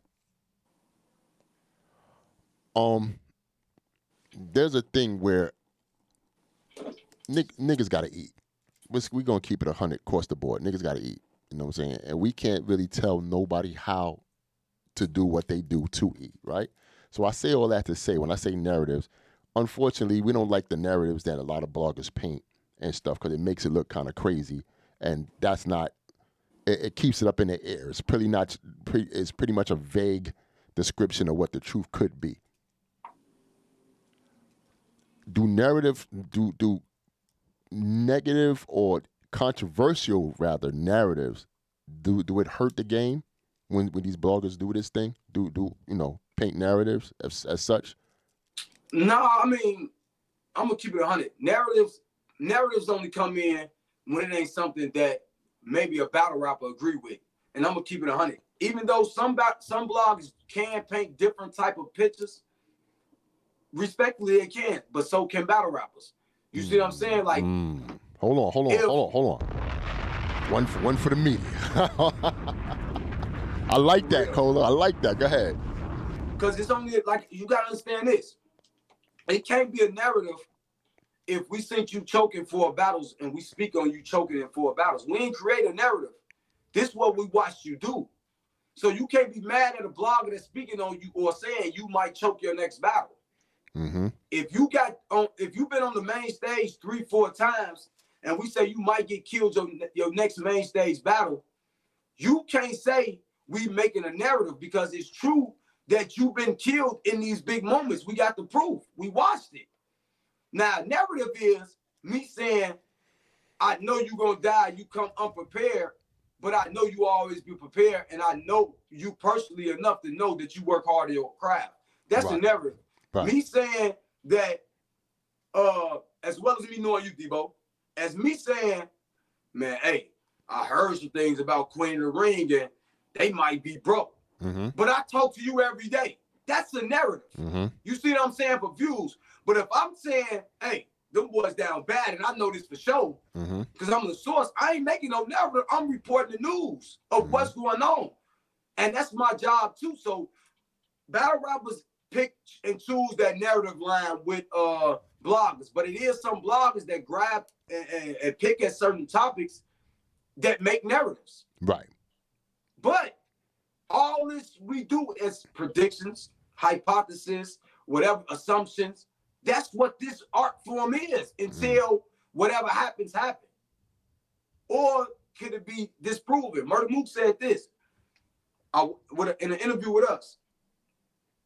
A lie is a lie till the truth is proven, and the truth is the truth until you can prove it's a lie. Mm-hmm. So even with these bloggers that you say making narratives and doing this, we just bloggers. If you're a battle rapper, it's easy for you to just dispel whatever you need to do. And that's one thing that's messed up in battle rap, Debo. All these problems come out on media, bloggers, battle rappers, and all this. If they just came out and handled the situation and addressed it dead on with easy things you could do, nobody would go with narratives. But the narratives come in, so they say, because you give us no proof, you want us to just be quiet, and we're wondering. We watch something that's out in the public, not something we put in the public, things that the battle rappers put in the public. Mm-hmm. So if you don't want these narratives and these answers or these questions asked for us to want answers, the shit y'all do behind the scenes, stop bringing it to the forefront. You see what I'm saying? And the things that come from the forefront, not from y'all friends, that means y'all need to pick better friends. When did your relationship with Surf start, and how deep is it? Pause. Between y'all two. Okay, let's get into that. Me and Surf really started clicking Gnome 9, maybe Gnome 8. Okay. You feel me? Always been a fan, because people don't know. A lot of people think, oh, Surf, K-Shine is my favorite battle rapper all time, Debo. All time. Nobody in my mind, and I love all the battle rappers. I think Tay-Rock the GOAT. I think Surf the best ever. Just how it is with promoing this, I think Tay-Rock work ethic the GOAT. But nobody trumps K-Shine for me. I'm living and dying with K-Shine as my favorite. That'll never change. You see what I'm saying? And me and Shine ain't got a relationship like me and Surf. But again, 2019 around when he battled Lux, a little bit before maybe battled Lux, me and his relationship really started picking up. You feel me? Videos, blogs, little things about battle rappers that I may see, little shit like that. You know what I'm saying? Like, damn, you finna battle so shit like that. And highly critiquing him on fucking up. Because even after that Lux battle, we was cool then. If you go to my channel, I got a blog. Remember, Surf had a cereal box against Lux throwing cereal. I come on my blog because Surf fucked up in that battle throwing cereal at the screen saying no, sir, and that was my man's at the time. So a lot of people think, oh, no, I didn't win at him at blogs way before y'all knew me and Surf was a thing. But that's when our relationship got to building. Now, as that relationship got to building, again, that's him just observing from me knowing the music, being a fan of probably watching me in debates, his respect went up.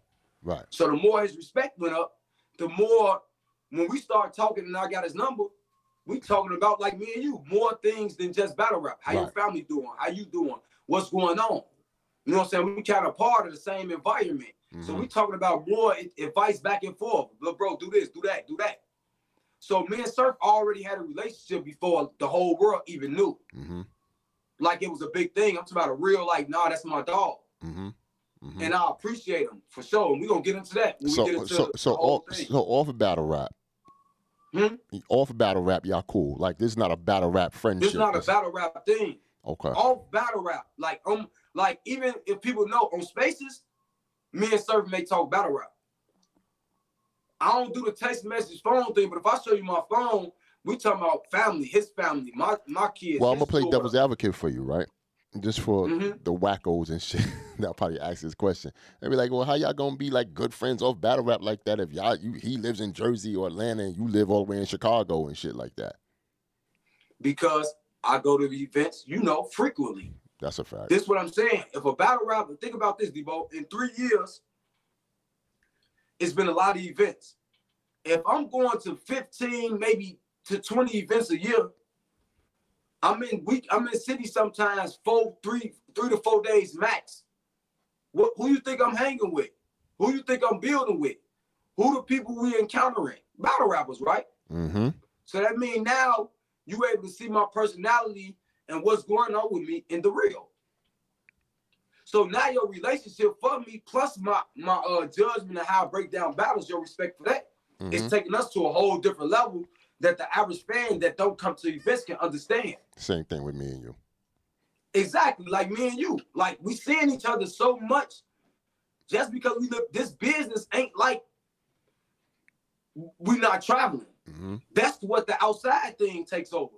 Right. We outside so much, Geechee to see me just like an average work partner. Miss Usher to see me like an average work, Debo to see me like an average work partner because that's our job in the business. So if we going to an event every month or every 2 months, let's say 6 events out of the month, if you're going every 2 months, that's still a lot of events and a lot of time to be around somebody. So outside of watching the battle, we have dinners, you feel me? Going out to eat, clubbing. Even at the event, we probably on stage, smoking, doing what we doing. It's so much time being spent. I seen you defend my name too, man. I do appreciate that, man. When you be in those sure. spaces. A lot of people don't know we have a, we fuck with each other heavy. And a lot of people don't know that. I got a lot of dope relationships with a lot of powerful people in battle rap. I know you may seem like it's cluttered up, but it's genuineness because they understood how genuine I was for the culture and just as a person. And like I said, right before, like I said, man, free my boy Surf. Even if we want to say after the commotion, because a lot of people will say, oh, y'all had a little falling out, whatever. Cool. Even after that falling out, nobody know we got back cool. Nobody know we was at Battle of the Bayou in a pit, smoking, vibing. I was there. Showing love, everybody. I was there. Nobody know the one person that was dropping his location again, anywhere I'm at, every time I touch down in these cities, even when it comes to Midnight Madness, it's Surf. This is what I'm saying. It's so much. No, go ahead. I'm sorry. It's so much deeper than people thinking. Like I say, not to get into get into my life, but like I say, Debo, I'm somebody from Chicago that has been in shelters all over Chicago, even in the suburbs of Chicago. So any type of if somebody give me some type of help, if it's a half a piece of bread, I'm a rock with you like that because you ain't have to do nothing for me. That's just what type of person I am.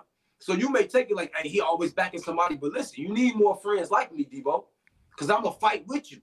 And if I ain't with you, I'm going to make you want to fight us because that's just how it is. So, and I ain't got no problem with taking that bearer of the, that bad end or the bearer of that news from somebody saying, oh, he think he, no, for my friends, I'm riding and dying. That's just it. Now I'm gonna say this, right? I always say this is my theory. Every great, person in battle rap had a tragedy or situation crazy that happened to him along the way. You know what I'm saying? You got, especially in media, I would say like Jay Black with the Tech Nine situation. They would try to snap on Piper Boy with the wife situation. Chris Unbiased, he's still hanging, with this shit that's going on with him. Caps, what happened to him in that big horrific car accident. You know what I'm saying? So on and so forth. And with you, I kind of, even I would say with me, to place myself in a vulnerable situation with the Gladiator School and shit like that. You know what I'm saying? All those people I mentioned, including myself, have actually risen back up to prominence and throw themselves back into the game. Whereas your moment to see if you going to fight or fly, if you will, was the Surf situation. Because once Surf came out, was talking crazy, which, about this certain media, especially you with your name on it. You know what I'm saying? Everybody looked at you like, oh, it's over for Cola.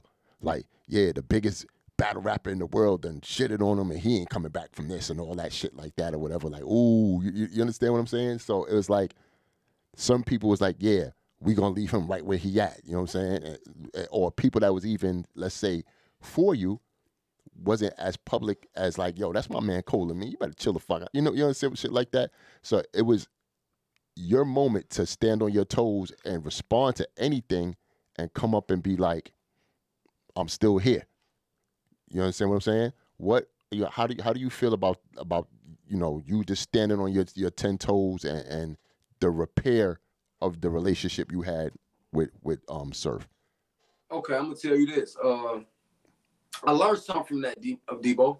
I learned, even though it's a lesson I knew already, but just being in a business, I'm gonna tell you a lesson I learned in that. One lesson I learned is, again, people can hate on you through the success of another, if that makes any sense. Mm-hmm. So they ain't hating, but they over uplifting someone that do what you do when they know they was just doing that to you, but now y'all into it, they gonna over empower this person. Mm-hmm. And what I mean by that is this: when that whole situation, and I'm gonna break it down in depth, when that whole situation broke out, when I first spoke on and felt my situation about the Surf situation, everybody was campaigning. Real nigga, Cola, he spoke on the situation, da-da-da-da-da. Soon Surf came back out and said what he said about it. In 24 to 48 hours, everybody that was saying Cola da-da-da-da was saying Cola trading ass nigga da-da-da-da. Just that fast, Debo. Mm-hmm. I learned something in the culture. I said these people can go up when they go, yeah, we got them. But again, once they responded, it felt like, oh, you did this, and that. Mm-hmm. So again, like you say, one of the biggest, if not the biggest battle rapper in the world. You see what I'm saying? It's going back at you. But what I learned in that and what I understood, which we didn't talk about it publicly. Did I go crazy publicly? Did he go crazy? Yes, we did. But what I learned in our private conversation, what I did do wrong is, again, with me and him being so close, it made my observation not an observation. It turned my observation into facts because I know him. So the world outlook is, if anybody know he did it, Cola know. And that's how it is perceived. It ain't perceived as if I'm just giving a general conversation of being a media blogger, because once you say Surf at this point, you say Cola. Because Surf is looking for me in the spaces. Bring my boy Cola, GT Cola. You know that he put his arm around me for sure. Mm-hmm. So it's like, damn, they cool like that. Cola saying he did it and feeling like he did it. Let me say that at that time, he did that shit. So when we get on the phone and get on my conversation, and he break down that part to me, and I also break down to him, but I got a job to do and I'm media. And we get into our conversation of both understanding both standpoints of how it was perceived and the words we used. That made us a little bit more like, that got us back even rocking harder than we was even going to ask that before, right? I was going to ask because that. We was able to understand, and he was able to understand even in my outbursts and his, that these little words ain't affect what we already built before we got here. Mm-hmm. And I know you going this crazy with me because how you feel and how you fuck with me, like you really fuck with me. I know this by how I'm out, how I hit these cities. This ain't no fake love from him. You ain't gotta fuck with me. You Sue Surf. I'm just a nigga that came in battle rap. So not saying I gave you something, but for me to implore you as my mans, yeah, not saying Black Compass not doing a thing, and for you to have an outburst like that, and your attitude is you hell bent on shit where you go, Cola. So it looked like I done told you I did this to a point, and it does. Mm-hmm. And I felt that. And I was able to tell my boy, nah, I'm sorry, my nigga. And he was able to tell me the same thing. I'm sorry as well, Cola. You my nigga. I love you, boy. Mm-hmm. And vice versa. Right. And even then, like I say, going through a situation, I'm not gonna show what we talked about, but even in that shit, man, one of the last things he told me is, boy, regardless of my situation, I'm glad we repaired what we repaired way before this time, and I love you to death. You're gonna always be my dog, whether we see each other again or not. You my dog. Like, you ain't gotta feel like that situation is way beyond us, and it wasn't shit. Cause where we come from, Debo, and where that boy come from, we argue about shit like that and say shit to each other all the time. Out of anger, somebody did something with their other man's. Cause we like each other to a point. That's not saying the fan, but we got the same mentality, the same attitude, and we both gonna speak our mind. Right. But so this was damn near kind of this was damn near kind of needed. Like, let's just get this out the way now. Yeah, like it just like because you gotta understand, people don't understand is this, as well as the going back and forth. I'm 6 years older than Surf. Got you. You see what I'm saying? So it looked like he'll be my big brother. Mm-hmm. But no, when we having these conversations on the phone, we speaking as men. Right. We looking at eye to eye as men. I respect him as who he is, and I will make sure he respect me as I am. But I'm gonna make sure what I was saying. I'm gonna say make sure respect who I am. Because I would say I respect him, respect me, but I'm gonna make sure in his realm, I show him the love he deserves, because in battle rap, this is realm. I'm not above him. This his realm. So at the same time, with that relationship not being compromised, I understood the mistake I made, and he understood the one he made. And like I say, free my dog, Surf. Love that boy to death. And I'm gonna always say again, without Surf, he's another one was a sticker on my car. A big one, the major one. Because that added on to the Tay Rocks. You know what I'm saying? To all the people of them such as saying, you know what, you fuck with him, let me see what's going on, and and all those relationships. And like I say, from the Math Alpha relationship, all these guys, Geechee God, these guys, Miss Hustle, all the relationships I got, RX, you, then Tone Bro, Black Compass, being respectful, authentic, and being what I said I was about is what got me these relationships. Again, to lead into that. Black Compass Media. Big. It seems like y'all got the ears of the whole community.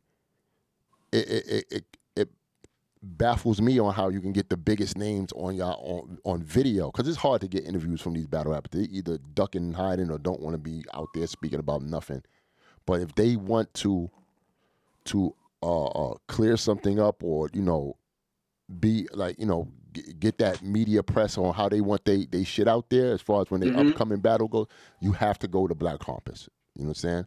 I say all that to say, with URL being pretty much off the grid when it comes to YouTube, there are really no battles to watch other than, the other leagues and stuff. Like, respect to them, but obviously we want to watch the big battles like with URL and stuff like that. So a lot of these leagues are not booking big battles. You either got to see that on the app. Now, a lot of the media done stepped up and became the entertainment source for battle rap. You understand? Whereas some people are okay to get on the app, but they still want to hear the battle being talked about. You understand?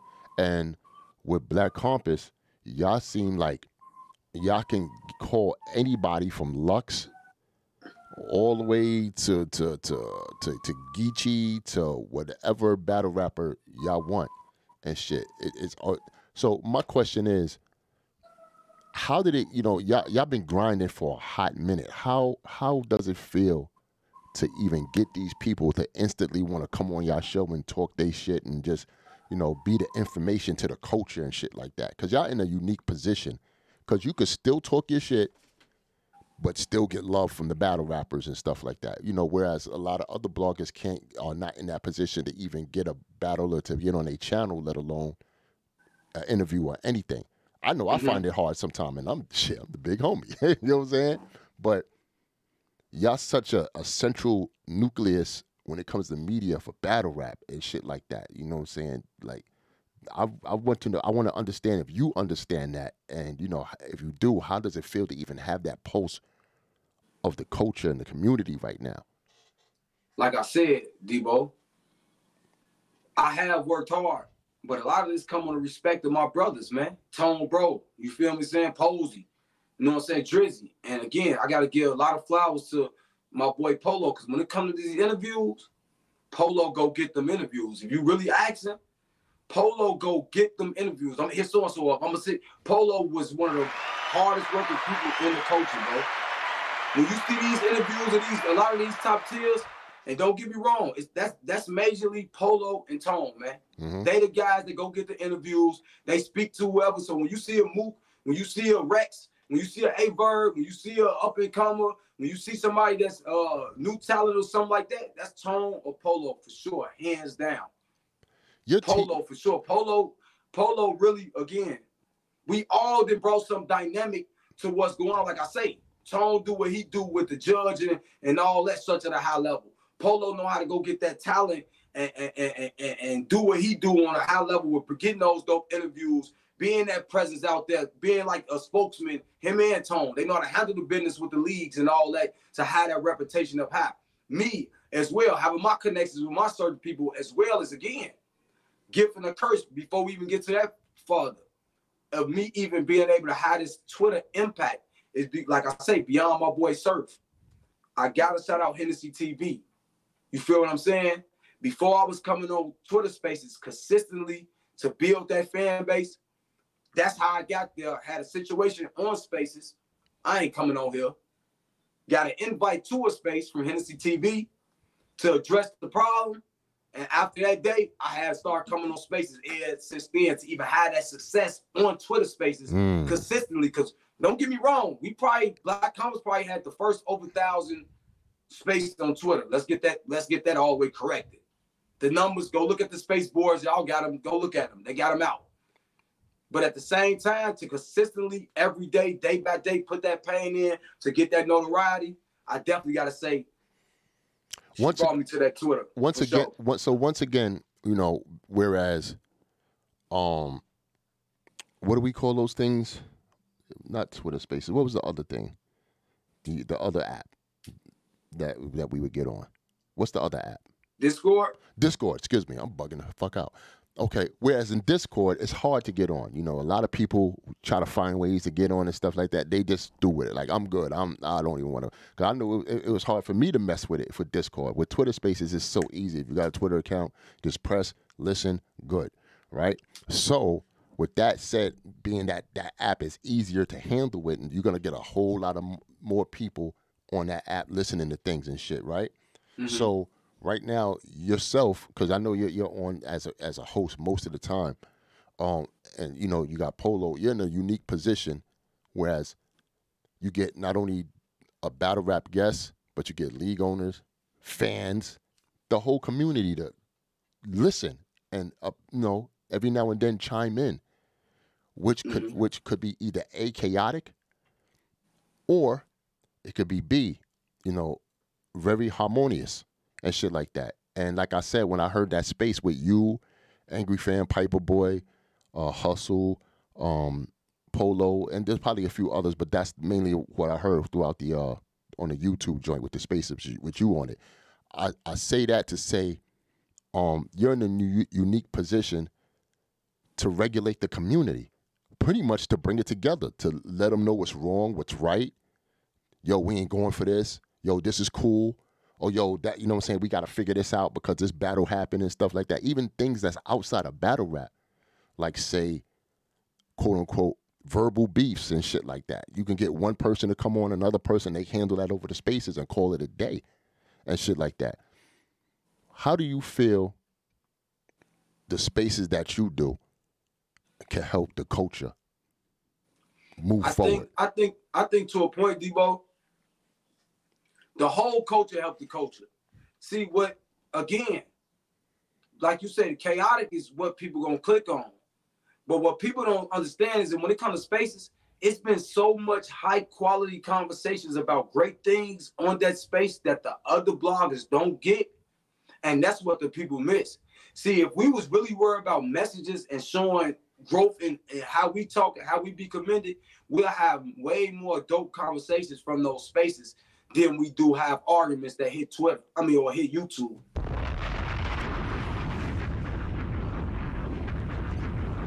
Had to drop one. You know, as much as the community say all we get is negativity, well, how can all we get is negativity when all you do is repost the negativity? You just as negative. The way to get away negativity is what? Spread more positivity, right? You can't say we negative, but you posting the negative, but that's them. But I'm gonna post it. That makes no sense. The only way to overshadow the negative is positive. So I ain't even speaking on the negative. That you ain't gonna if you be mad at me or not about speaking on it. If I'm just for battle rap, I'm just gonna speak on the good parts, like somebody like a Jay Black. And people will get mad. Black ain't say nothing, so hold on, bro. I ain't here to get into you fighting. I ain't here to come approach you about the blog you did. I'm here to break down the battle, do my job, host events, do what I do, listen to what y'all got going on, and go home. What's wrong with that? Ain't nothing wrong with that. This is not politics where LeBron doing what he doing. Hey, I gotta come out because hold on now. This is just battle rap. And some of this stuff is personal issues. Your mama used to tell you, mind your business. But if they allow you to be that mediator, which, like I say, I got to respect a lot of these guys. So I'm able to talk in conversations sometimes that they got to deal with me because I'm not speaking from trying to start something or send it up. I'm speaking from somebody as of age with some wisdom that a lot of people don't understand. And I've been in a lot of these situations by how I came up. Like you say, two people that are fighting, if we all in the community and we say them niggas and nobody say nothing, we just as guilty. Because if you rock with both of them, why would you want to see anybody get hurt? Do that on y'all own time. Y'all can go down there, but y'all won't be doing that right here, my boy. Well, even if they popped off, you still got to show that valid effort or you just as guilty. Right. If you want to see right and great for the community you in, but if you entice in anything negative, you're just as negative. Right. But like I said too, right? In those spaces, which is very enjoyable, by the way, especially when you on there, I'm listening. There are beefs that actually get settled on those spaces that could avoid going to an event and it being a different situation. You understand what I'm saying? So yeah. Battle rap is such a small niche community. You have to be a fan to want to stand out at an event for 8 hours on your feet and risking, you know what I'm saying, any knees and shit like that being fucked up on the next day, or wanted to listen to a battle on YouTube or an app for like a whole hour and a half. For real. And whatnot. So I say that to say, in those spaces, it could be more used as a tool to condition the battle rap fan, battle rapper, and league owner, if you will. Because those are the three biggest components. You know what I'm saying? The entourages and all that, I just keep them with the fans and stuff like that. But the battle rapper, the fan, and the league owner, you know what I'm saying, all get to hear what's on your minds. You understand what I'm saying? And they get to know what's right, what's wrong, what's good, what's bad, what to do, what not to do. The community, listen, the community have the power to outcast a person that came in, such as the Greedy Gotti thing. You know what I'm saying? He did that unfortunate, wacky, weird shit, and poof, no longer. He's not around. But in that situation, Debo, that was just a perfect example of when the people build you. When the people build you, the people can destroy you. Let's go.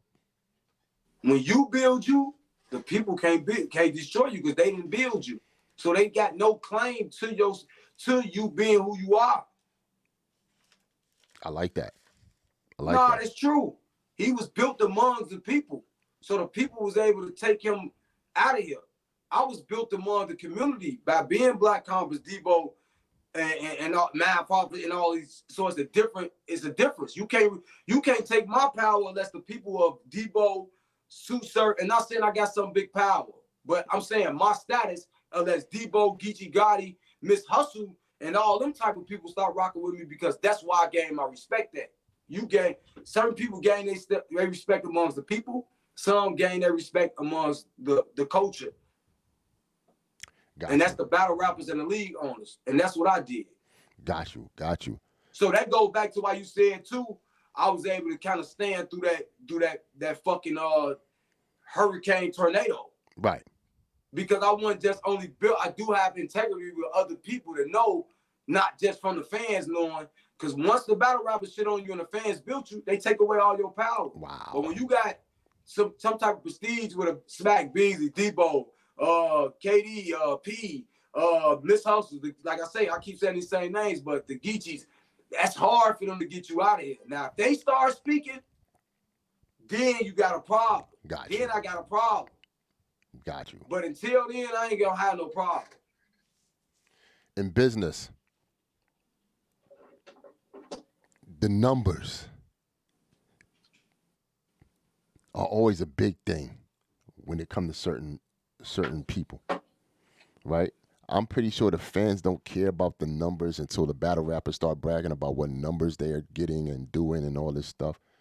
There's a big whoop-de-doo about the Sheed versus Hustle battle, which it was like, I think, 1.2 million on Caffeine, the Caffeine app, the stream, not YouTube or the URL app, but Caffeine stream, which was dope, by the way. Salute to them. Why do the bloggers or the media care about the numbers itself or the fixing thereof, if it even is? It's just, is it just a waste of time to even worry about things that trivial, or it's just like something to keep our eye on and shit like that? I mean, if it was a big uptick, I mean, I don't know if they trying to say that the league, if they trying to paint the picture that the league owners is taking all the money and not paying no battle rappers, but I doubt that the personalities of people, of men that we got around this culture that I know from being behind the scenes personally, is trying to take anything from these brothers that's African American, that's grinding and coming up in the business that they created, grinding, running around in the streets, or however. I doubt that be it. So when it comes to the numbers, again, if it'll be one thing, Debo, in my opinion, if the numbers weren't numbering, like it's just steady was staying down, but I know I'm watching this at a high rate. Mm-hmm. Then I'll question it. But as long as a lot of these African Americans is getting their money, long as Hustle can go in there and say, Caffeine, I got $5 million with y'all. Y'all got to give me that bag. Mm-hmm. Until she said they came back and said it won $5 million, it was 2.3, they playing with the numbers, then I can talk about the numbers. Right. Then I can say, damn, Hustle, you had $5 million and they ain't up your bag a little bit. Right. Now we can argue. Yeah. But if you got $5 million, they inflating and say they did inflate the numbers, that means they got to inflate the another African American bag. The bag, right. Yeah. So I would say that's a good thing. If you know what I'm saying, to see something like that, now she or Hustle could be like, yo, nigga, I just went 1.2 million. You gotta give me like, know, I'm out here doing big things. Now again, Debo, now say this. Cause he ended up alluding to, cause YouTube, okay, companies come and go. And not saying Caffeine coming to go, but say Caffeine did run it up and inflate the numbers, but they paid the bags and then they went away. That means the people that's complaining about the numbers and won't battle rap back on YouTube, you're going to get what you want. So why do you care about the inflation? If not, talk about the battles, and that's what it's more about. I don't think more about with Piper Boy and them guys, it's them talking the numbers. I think what battle rap telling them is use y'all influence for more better things than shit like this.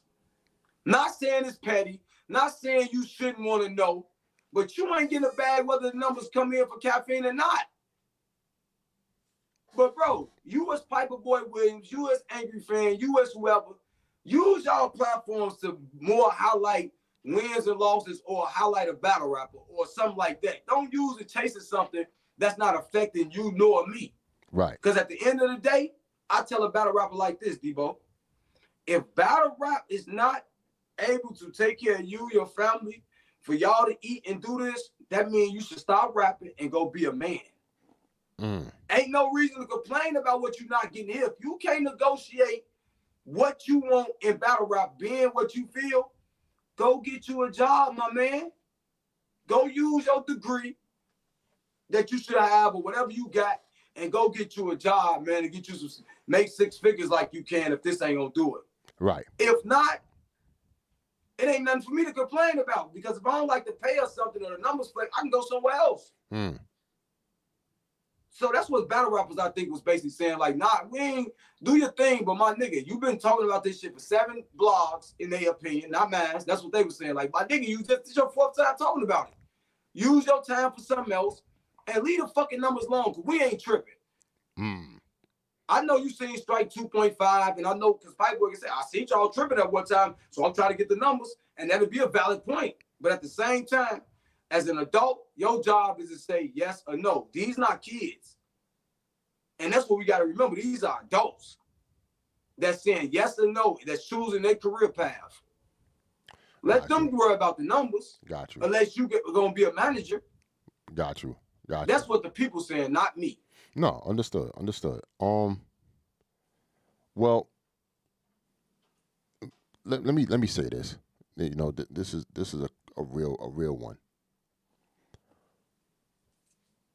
That YouTube money is a thing. We're not gonna act like it's not.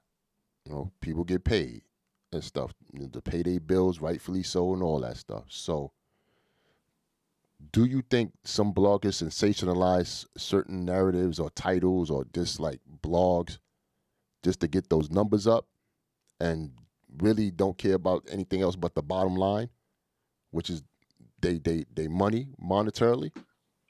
Some of them do, but now you gotta look at a nigga integrity. You gonna shit on my character for your livelihood? Wow. So you gonna choose, because this get your numbers to pay whatever you need to pay monetarily. Which, if I wasn't doing this, you couldn't monetarily make no money off talking about this. But you're gonna shit on me, who give you the work to talk about because you worry about your dollar and cent. Again, if you fucked up, go get you a job.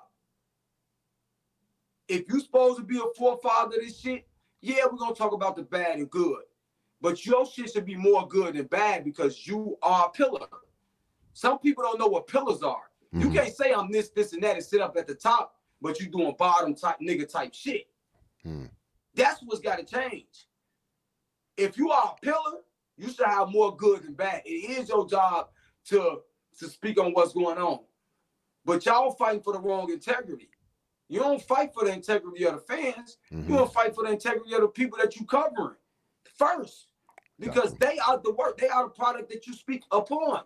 It's like, why would I cover wrestling and not want to care about what Hulk Hogan or Sting or Booker T or Mark Henry care about?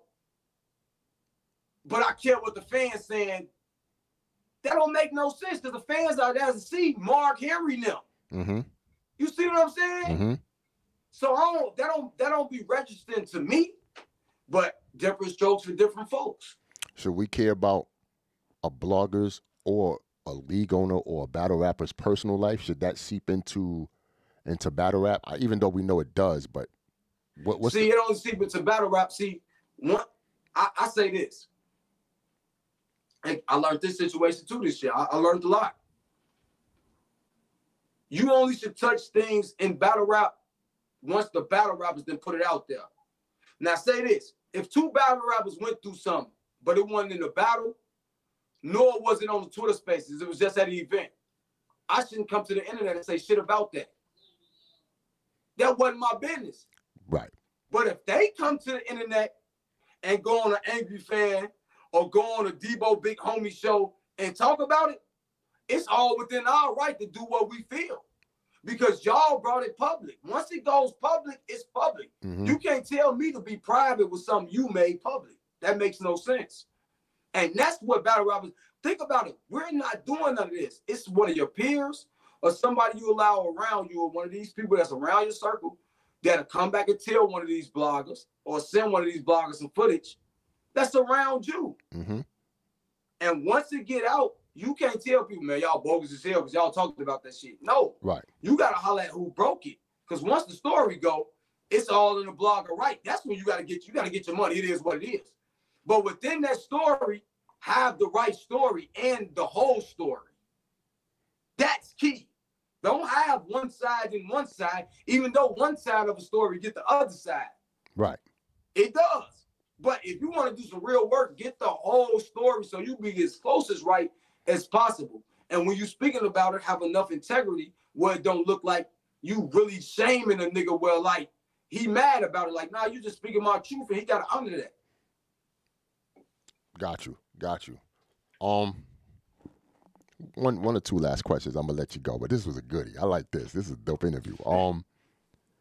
You and Polo, respect to Tone. You know what I'm saying? Tone's doing the manager thing and all that. And with him kind of like doing the manager thing and not being seen as much on Black Compass, which he created.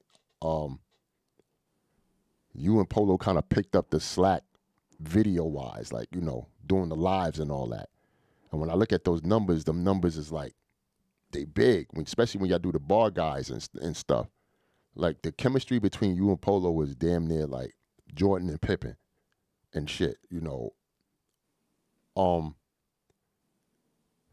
obviously you're going to tell me the cliche, like I said, how do y'all get like that and shit? But like, really though, like what's the chemistry between y'all two that made it so sharp to whereas it's like y'all one of the hottest new shows, if not the show to watch when y'all come on? Man, like I say, back to when I talked about that Discord, when I had my little squad, when Polo came and got his squad, he kicked off like a little friendly war of his squad versus my squad. We recruiting people, we getting people in, we arguing, we doing verses against each other, we cracking jokes against each other. And once we clicked up, it's just like that. So as we started getting cooler and cooler, like I said, on that first year coming in the show, I know he was gone because his OG passed, but I didn't know if it was before or after. So once I started doing the bar guys with Polo, and after we got around with each other, it just started clicking. Come to find out, his mom passed 2 days after my mom passed. Wow. Rest in peace, man. Both of them, man. Yeah. A lot of people, like I say, my old man, I'm trying to say the 15th, but it was nighttime. So I said it was like midnight. So I said the 16th. And Polo OG passed October 18th. I mean, my bad, November. My mama November 16th. His mother's November 18th. By itself. And then that was another thing. Like, damn, it was relatable. You know what I'm saying? That was relatable. And then somehow, some way, me and Polo, like I say, it's probably in the day, me and Polo ain't on the phone talking about what we got to do next or trying to be innovative or trying to put something together to put on for the community to elevate the company or just elevate battle rap. You know what I'm saying? We always thinking about something dope or something new or, hey, you doing a Space Cola or what you doing? We should do this or we should do that. Like, bro, we really look at battle rap like a job for the betterment. You know what I'm saying? We really get up every day beyond what we doing when it comes to battle rap. We got a plan for this. Like, we got plans for our lives. We plan for this like, okay, we got this, we got that, we got this. We got a radio show. We go do bar guys. We go next week. We got to turn it up. Like, we look at it like that to be innovative for the culture because we really about the culture. And that's what that platform before I got there, Black Compass Media, which I'm a part of now, already had established with everybody that was already there coming from Angry Fan, even with Rome. It already had a prestige. And that's what's the difference between these people that talks numbers. Right. It's the difference between numbers and prestige. Prestige is way bigger than a view or any number you could have. If your prestige is up, the numbers is going up, Debo. And that's a fact. Nah, that's a fact. Yo, man, listen, man. I probably asked you all the questions I could damn possibly ask you, but this is what I will say. What is your future as far as Black Compass? Y'all. The reason why I shout Black Compass out so much, man, because y'all literally unifying the community. Y'all, like you said, you put in work like this is a job every day. If I go on Twitter, I see there's a spaces with your logo on it and polo and tone and whatnot. Y'all damn near like the UN and shit. Y'all welcome everybody in. Y'all don't shun no blogger or anybody. You know what I'm saying? No new guys, no new media. Right. Everybody welcome, bro. Cause we was given a chance, and that's how Tone them told me that when they gave me a chance. So any new blog, like I say, shout out to Temperature Checks, the Weed and Battles, the MPSs. Yes. You know what I'm saying? All the people that do great work that's coming up. That's new media. You know, even my boy Showtime SP, like you say, Vada and them. Mm-hmm. You know what I'm saying? Even though, you know, Showtime came later with Vada, but I'm just saying, look at his rise too. That's a with fact. Vada, how he able to come up and do good work and be out. Like I say, I see him at Summer Madness. He got hella love out there for the fans. Yep. Because people appreciate the work. And that's another thing, before I close, that I want to say. It's a difference between the online love and the in-person love. The people that's at the events is not the people online with all that ridicule. Talk that talk. When I go to these events, I ain't getting no color. I get all the color, big speaker. Only online you feel like the community don't like you. So bloggers, don't confuse that. When you see bad little comments and stuff, trust me. If you do good work, them fans that actually appreciate this art, that spend their money, that go outside, that get on that plane, that book the rooms, they're gonna show you just as much as respect as they show a battle rapper, which you deserve for doing great work. Trust That's a fact. That's a fact. Who's your Mount Rushmore in media? Mount Rushmore? In media. Media? Black Compass for sure. Uh-huh. My boys. Champion. Uh-huh. For sure. Hip Hop is Real. 15 Minutes of Fame. Okay. Okay. That's my Mount Rushmore. Okay. I think those are the top 4 media platforms, and this is why I say that. I think those 4, even though if I had a 5, it'll be France. Let's talk battle rap. So if I take myself out, France, if we take Black Compass out, because we in. Okay, gotcha. I say France, Champion, Hip Hop is Real, J Black. Right. So let's talk battle rappers in there. Shout out to them. France, Champion, Hip Hop is Real, 15 Minutes Fame. You know why I say that? Right. Because I think those platforms plus ours cover the whole spectrum of battle rap. Outside, inside, the numbers, face-offs, interviews, insights, battle rap relationships, league owner relationships. I think those 4 platforms are the most informative platforms. Right. Those 5 platforms cover everything in battle rap. Gotcha. For sure. Those are my favorites I go to. No discounting the Piper Boys and Angry Fan, but I think our 5 platforms just cover everything. All right. So let's do this. Let's do this out of respect, right? Because that sounds like media. What you call it? Who are your Mount Rushmore bloggers? Because we're gonna go from bloggers, battle rap guys, to battle rap females, and leagues. Okay. So let's get it. So if we doing media, who I consider media, like I said, I'm gonna go with them guys. Those guys, right? Not counting ourselves. Again, Champion. I want to be clear on this. Right. France. Let's talk battle rap. Hip Hop is Real. 15 Minutes of Fame. Got you. We in that category, but I ain't gonna mention us. Got you. If it go to bloggers, top 4. I got respectfully. And I know it's gonna hurt a lot of hearts, but I got Angry Fan. I got Piper Boy. I got Unbiased. And I got Battle Truth. Okay. I'm gonna keep it a buck. Wow. If you talking just blogging, they fuck shit up. Right. I can't cap about that. They fuck shit up. Okay. Don't get me wrong. Don't get me wrong. Piper, I have seen Piper Boy and I have seen Unbiased outside. Right. So I ain't saying they not outside as media because they do They do kind of like blogging and media. They like split the Piper Boy and Chris kind of split the line of kind of like both. Right. Because they be out at events. They'll go to events as well. Okay.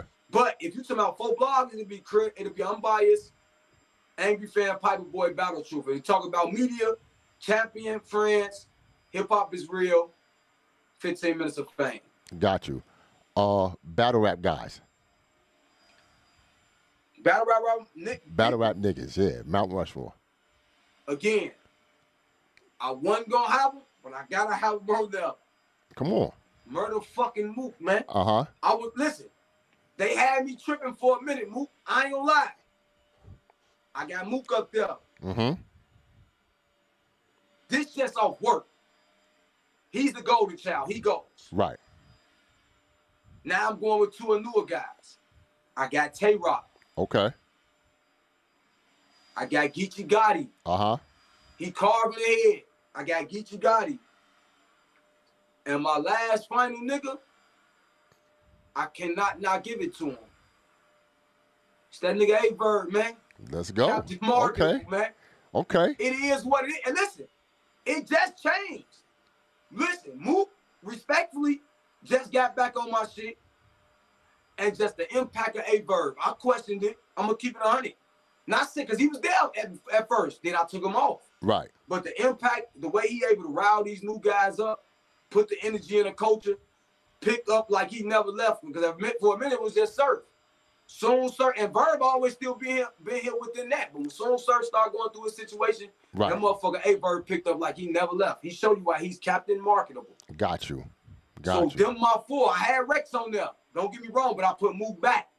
So that was my fight. Mook, Rex, then Geechee and Rock, like the two new faces of just what it is. Right. Battle rapping, competition, perseverance. And I got that motherfucker A-Bird, man. From the Midwest, kick the dough down. Our region, where I'm from. All right, nigga, calm down. Nah, nigga. Because y'all, we made battle rap pop, Debo. The Midwest? The Midwest. We came trekking across that snow, across that sand to the East Coast, man. Okay. Okay. Well, let me way before then. Let's not forget Marv and X Factors and Quest McCody era neither. We've been paving sand and that, putting footprints in that sand, man. This nigga's going on a tangent. Okay, well, let me ask you. Remember, Chicago the only big state before URL was traveling to have a gnome in it. Right. That's a fact. Big T did that. That's a fact. Put some respect on that. Before the traveling era. That's before a fact. COVID. Okay. All right. I don't want to get in my Mount Rushmore women. Women? Yeah. Ooh. Jazz Hustle. Uh-huh. Official. Uh-huh. And listen, I wouldn't be right if I ain't say 40 bars. Okay. It just is what it is, bro. Too much impact, too much, whether you say complete, too much work at the men, women, bro, if I look on my wall of Queen of the Ring, the girl down there handline and everything. Yeah, that's a fact. You can't take that away, whether you like, I got Carlisa, I got motherfucking Official, Jazz. Who else I say? Oh, Hustle for sure. Yeah. Them my folk. Them my folk. Mount Rushmore. Last one. Women. Top leagues. Top 4 leagues. I'll give you 5. Top 5 leagues. Not relevant. Well, I don't want to put it in context. I'll let you go. URL. RBE.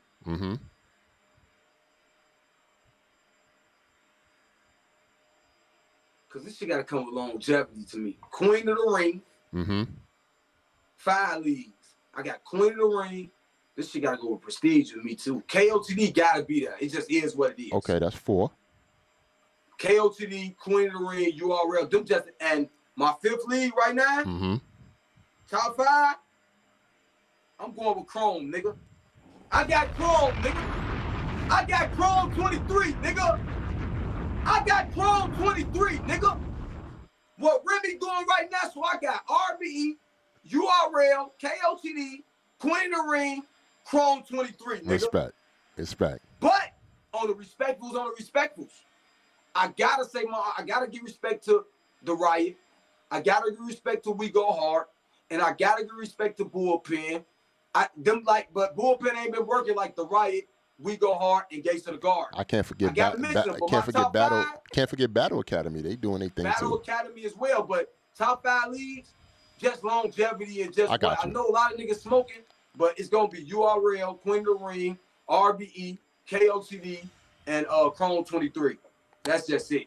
Chrome 23 hasn't been around, my nigga. They hasn't been around. They haven't, but the impact of Remy Ma to the culture of the women is just more impactful than you. Like, again, that's when you. Remy Ma is an addition that it ain't about time with her. Right. Because the time of who Remy is from Fight Club is already been invested. That's right. You see what I'm saying? She comes with a history of just doing it. Right. So that's her upkeep. She's able to skip. And again, the first event back in New York was Remy. Let's get it right. The big one. That was a big event. Now, private invite, but it was a nice one. It was nice. Story, you was there. I was nice. There. I liked it. It was dope. And the way she bringing these women in, the intergender card she had, fire. She been working on the shit, mics and all that, getting in the order, but just the prestige of Remy Ma within itself is going to take battle rap so much farther than a lot of people that was already here, and that's no disrespect to them. But they're my top 5 leaders. And anything to contribute to the game, man. You know what I'm saying? Because I definitely respect her. So, yo, man, hold on. Cola, I salute you, man. Everything you wanted to know about Cola, because you don't need to know about his fucking personal life, obviously. This is battle rap. You know what I'm saying? Everything you wanted to know about Cola, you know in this interview right here. I appreciate you, brother. You always been a pleasure to work with. I always fuck with you because you always say the right things to want to listen to put things in perspective and logical and very rational and shit like that, man. And do you have anything to say to the people before you go? Man, I want to say this, man. Again, you don't get to choose who like you. All I ask is good, bad, and indifferent. Just understand what I'm saying. Whether you like the messenger, understand what I'm saying, understand my intentions. If you don't, you don't. If you got a mindset to see what I'm saying, you do. That's cool. Salute my whole team, Tone, Polo, Drizzy, Posey. Salute the Good Guy Gang. Salute the fucking Army. And listen, salute you, Debo. 15 minutes of fame. Y'all know the vibes, man. Earn your medals, clothing. Check us out. We got sweaters and all that. BlackCompassMerch.com. Get you a hat. Get you a sweater. It's getting cold. Letterman's coming. And again, man, salute to Twitter Spaces, man. Y'all know where I'm at. That's where I live at, man. Black Compass Media top 50 songs, battle rap songs will be dropping Monday. So make sure y'all be on the lookout for that. And the Battle Rap Awards, the second annual Battle Rap Awards, we'll be getting the nominations and all that ready at the top of the year. So be on the lookout for that. And salute you, Debo. Yo, man, salute to the king of Twitter Spaces, man. This guy right here came up a long way. It's the king, man. It's the king, man. It's the king. Salute to you, man. You came a long way, my brother, and I'm very proud of you, man, and I'm happy for all your success, and you keep it going, my nigga. You know what I'm saying? Appreciate you, Debo, man. Appreciate y'all, man. Salute the whole community. My nigga. Yeah, so that's my man, man. My man, Cola, man. I appreciate everybody that came in and rocking and look at this interview. Please spread, share, like, comment, all that, man. We got to salute to the people that's going to come up in the game, man, and show them love, man, and push them to move forward, man. I'll have some more in-depth interviews from people you wasn't expecting to see interviews from, and I guess that's my niche. That's what I found, you know. So enjoy yourselves. Enjoy your family, man. With that said, peace.